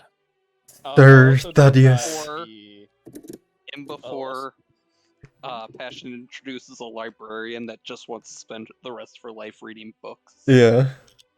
Oh, that still we wouldn't be a forget that romantic Thaddeus interest. is canonically asexual. Yeah, it would still not be a romantic interest. It would just be, you know. And Myth would get along great. I'll also describe to him the key, the fragment Okay. that was in that shop as well. Okay, no worries. Basically, filling as much time as possible. while- Okay, but you can see him getting impatient, and at the point when he thinks you finish describing the key, he goes, "Well, Sir Thaddeus, I would love to hear more about all the kinds of relics that you have found at Brassbottle's shop, but I need to reach certain someone, and if you would excuse me," he's trying to like move you aside gently with his hands on your shoulders, trying to I go will- towards Marcus. I will slowly Yeah. move, but I'll do it in like the way of like that awkward like sidestep. Okay. Yeah. It's like he's gonna go one direction, I go that. Okay, so you're gonna like jiggle between him. Oh, Yeah, for like left, 5 right, left. seconds. Okay. His At money best. don't jiggle jiggle. Corey, what are you doing as you're... Yeah, I just was he have a conversation with someone else, or was he? He just had a brief conversation with someone, just like, "How are you?" and then they left before you approached him. Oh, I'll Kibi. whisper, Lumifras is approaching you. I suggest we move to the far Oh, side of the table. I presume I understand what he wants, although I do not intend to speak with him unless I must. So, do follow. Do show me the way, please. Yeah, I'll and once more, I'll just kind of have a wing behind him, so to obscure his vision, the vision of him. Okay. So as you begin to move away, and then you jiggle around Lumifras, and then he like tries to move you, and then he stops and like goes on his tippy toes for a second to try and get a higher point of yes, a higher point of view, and then he sees that Marcus is beginning to walk the opposite direction. There's just like a moment of him like giving up, and well, he's just gonna have to deal with it. I have something to announce in a minute. I hope you're ready for this. And then he turns around and leaves, and then heads towards the double door leading towards the main hallway. And then, Eve, would you be still following the person around, or are you back at that door, guarding it? I'm back at the door, but I'm keeping an eye in that direction. No worries. So he approaches, and then he approaches a guard. There's a guard stationed on the opposite side of the door from you. I will like Fucking killing you. curtsy towards him. Okay. And as he does, he just not whispers, but quite quietly speaks to the guard and says, "Bring the pedestal. Time for the announcements." And then he notices you, and then looks at you, makes eye contact with you, smiles, and then stands up straight, and then walks up back towards the pillar on this side. The guard leaves, and then that's where you, Blix, can see it. He leaves, and then he grabs another guard stationed over here. And both of them leave before, moments later, returning with a pedestal. They open the door. I'm assuming you help to keep one of the sides of the doors open, Eve. Yes. And as they move through, they just go, "Oh, excuse me, we need to pass through. Thank you. And then they walk through and place the pedestal in the middle. And as they do,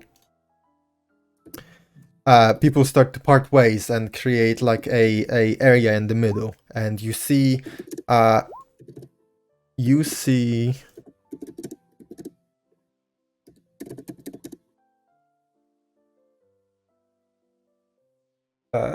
is it?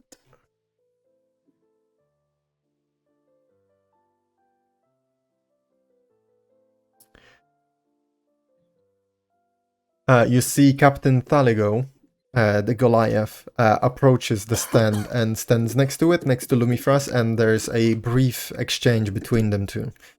And as they do get ready, Lumifras puts his arm on the shoulder of the Goliath, taps it, and then just says something along the lines of, "It's gonna be great."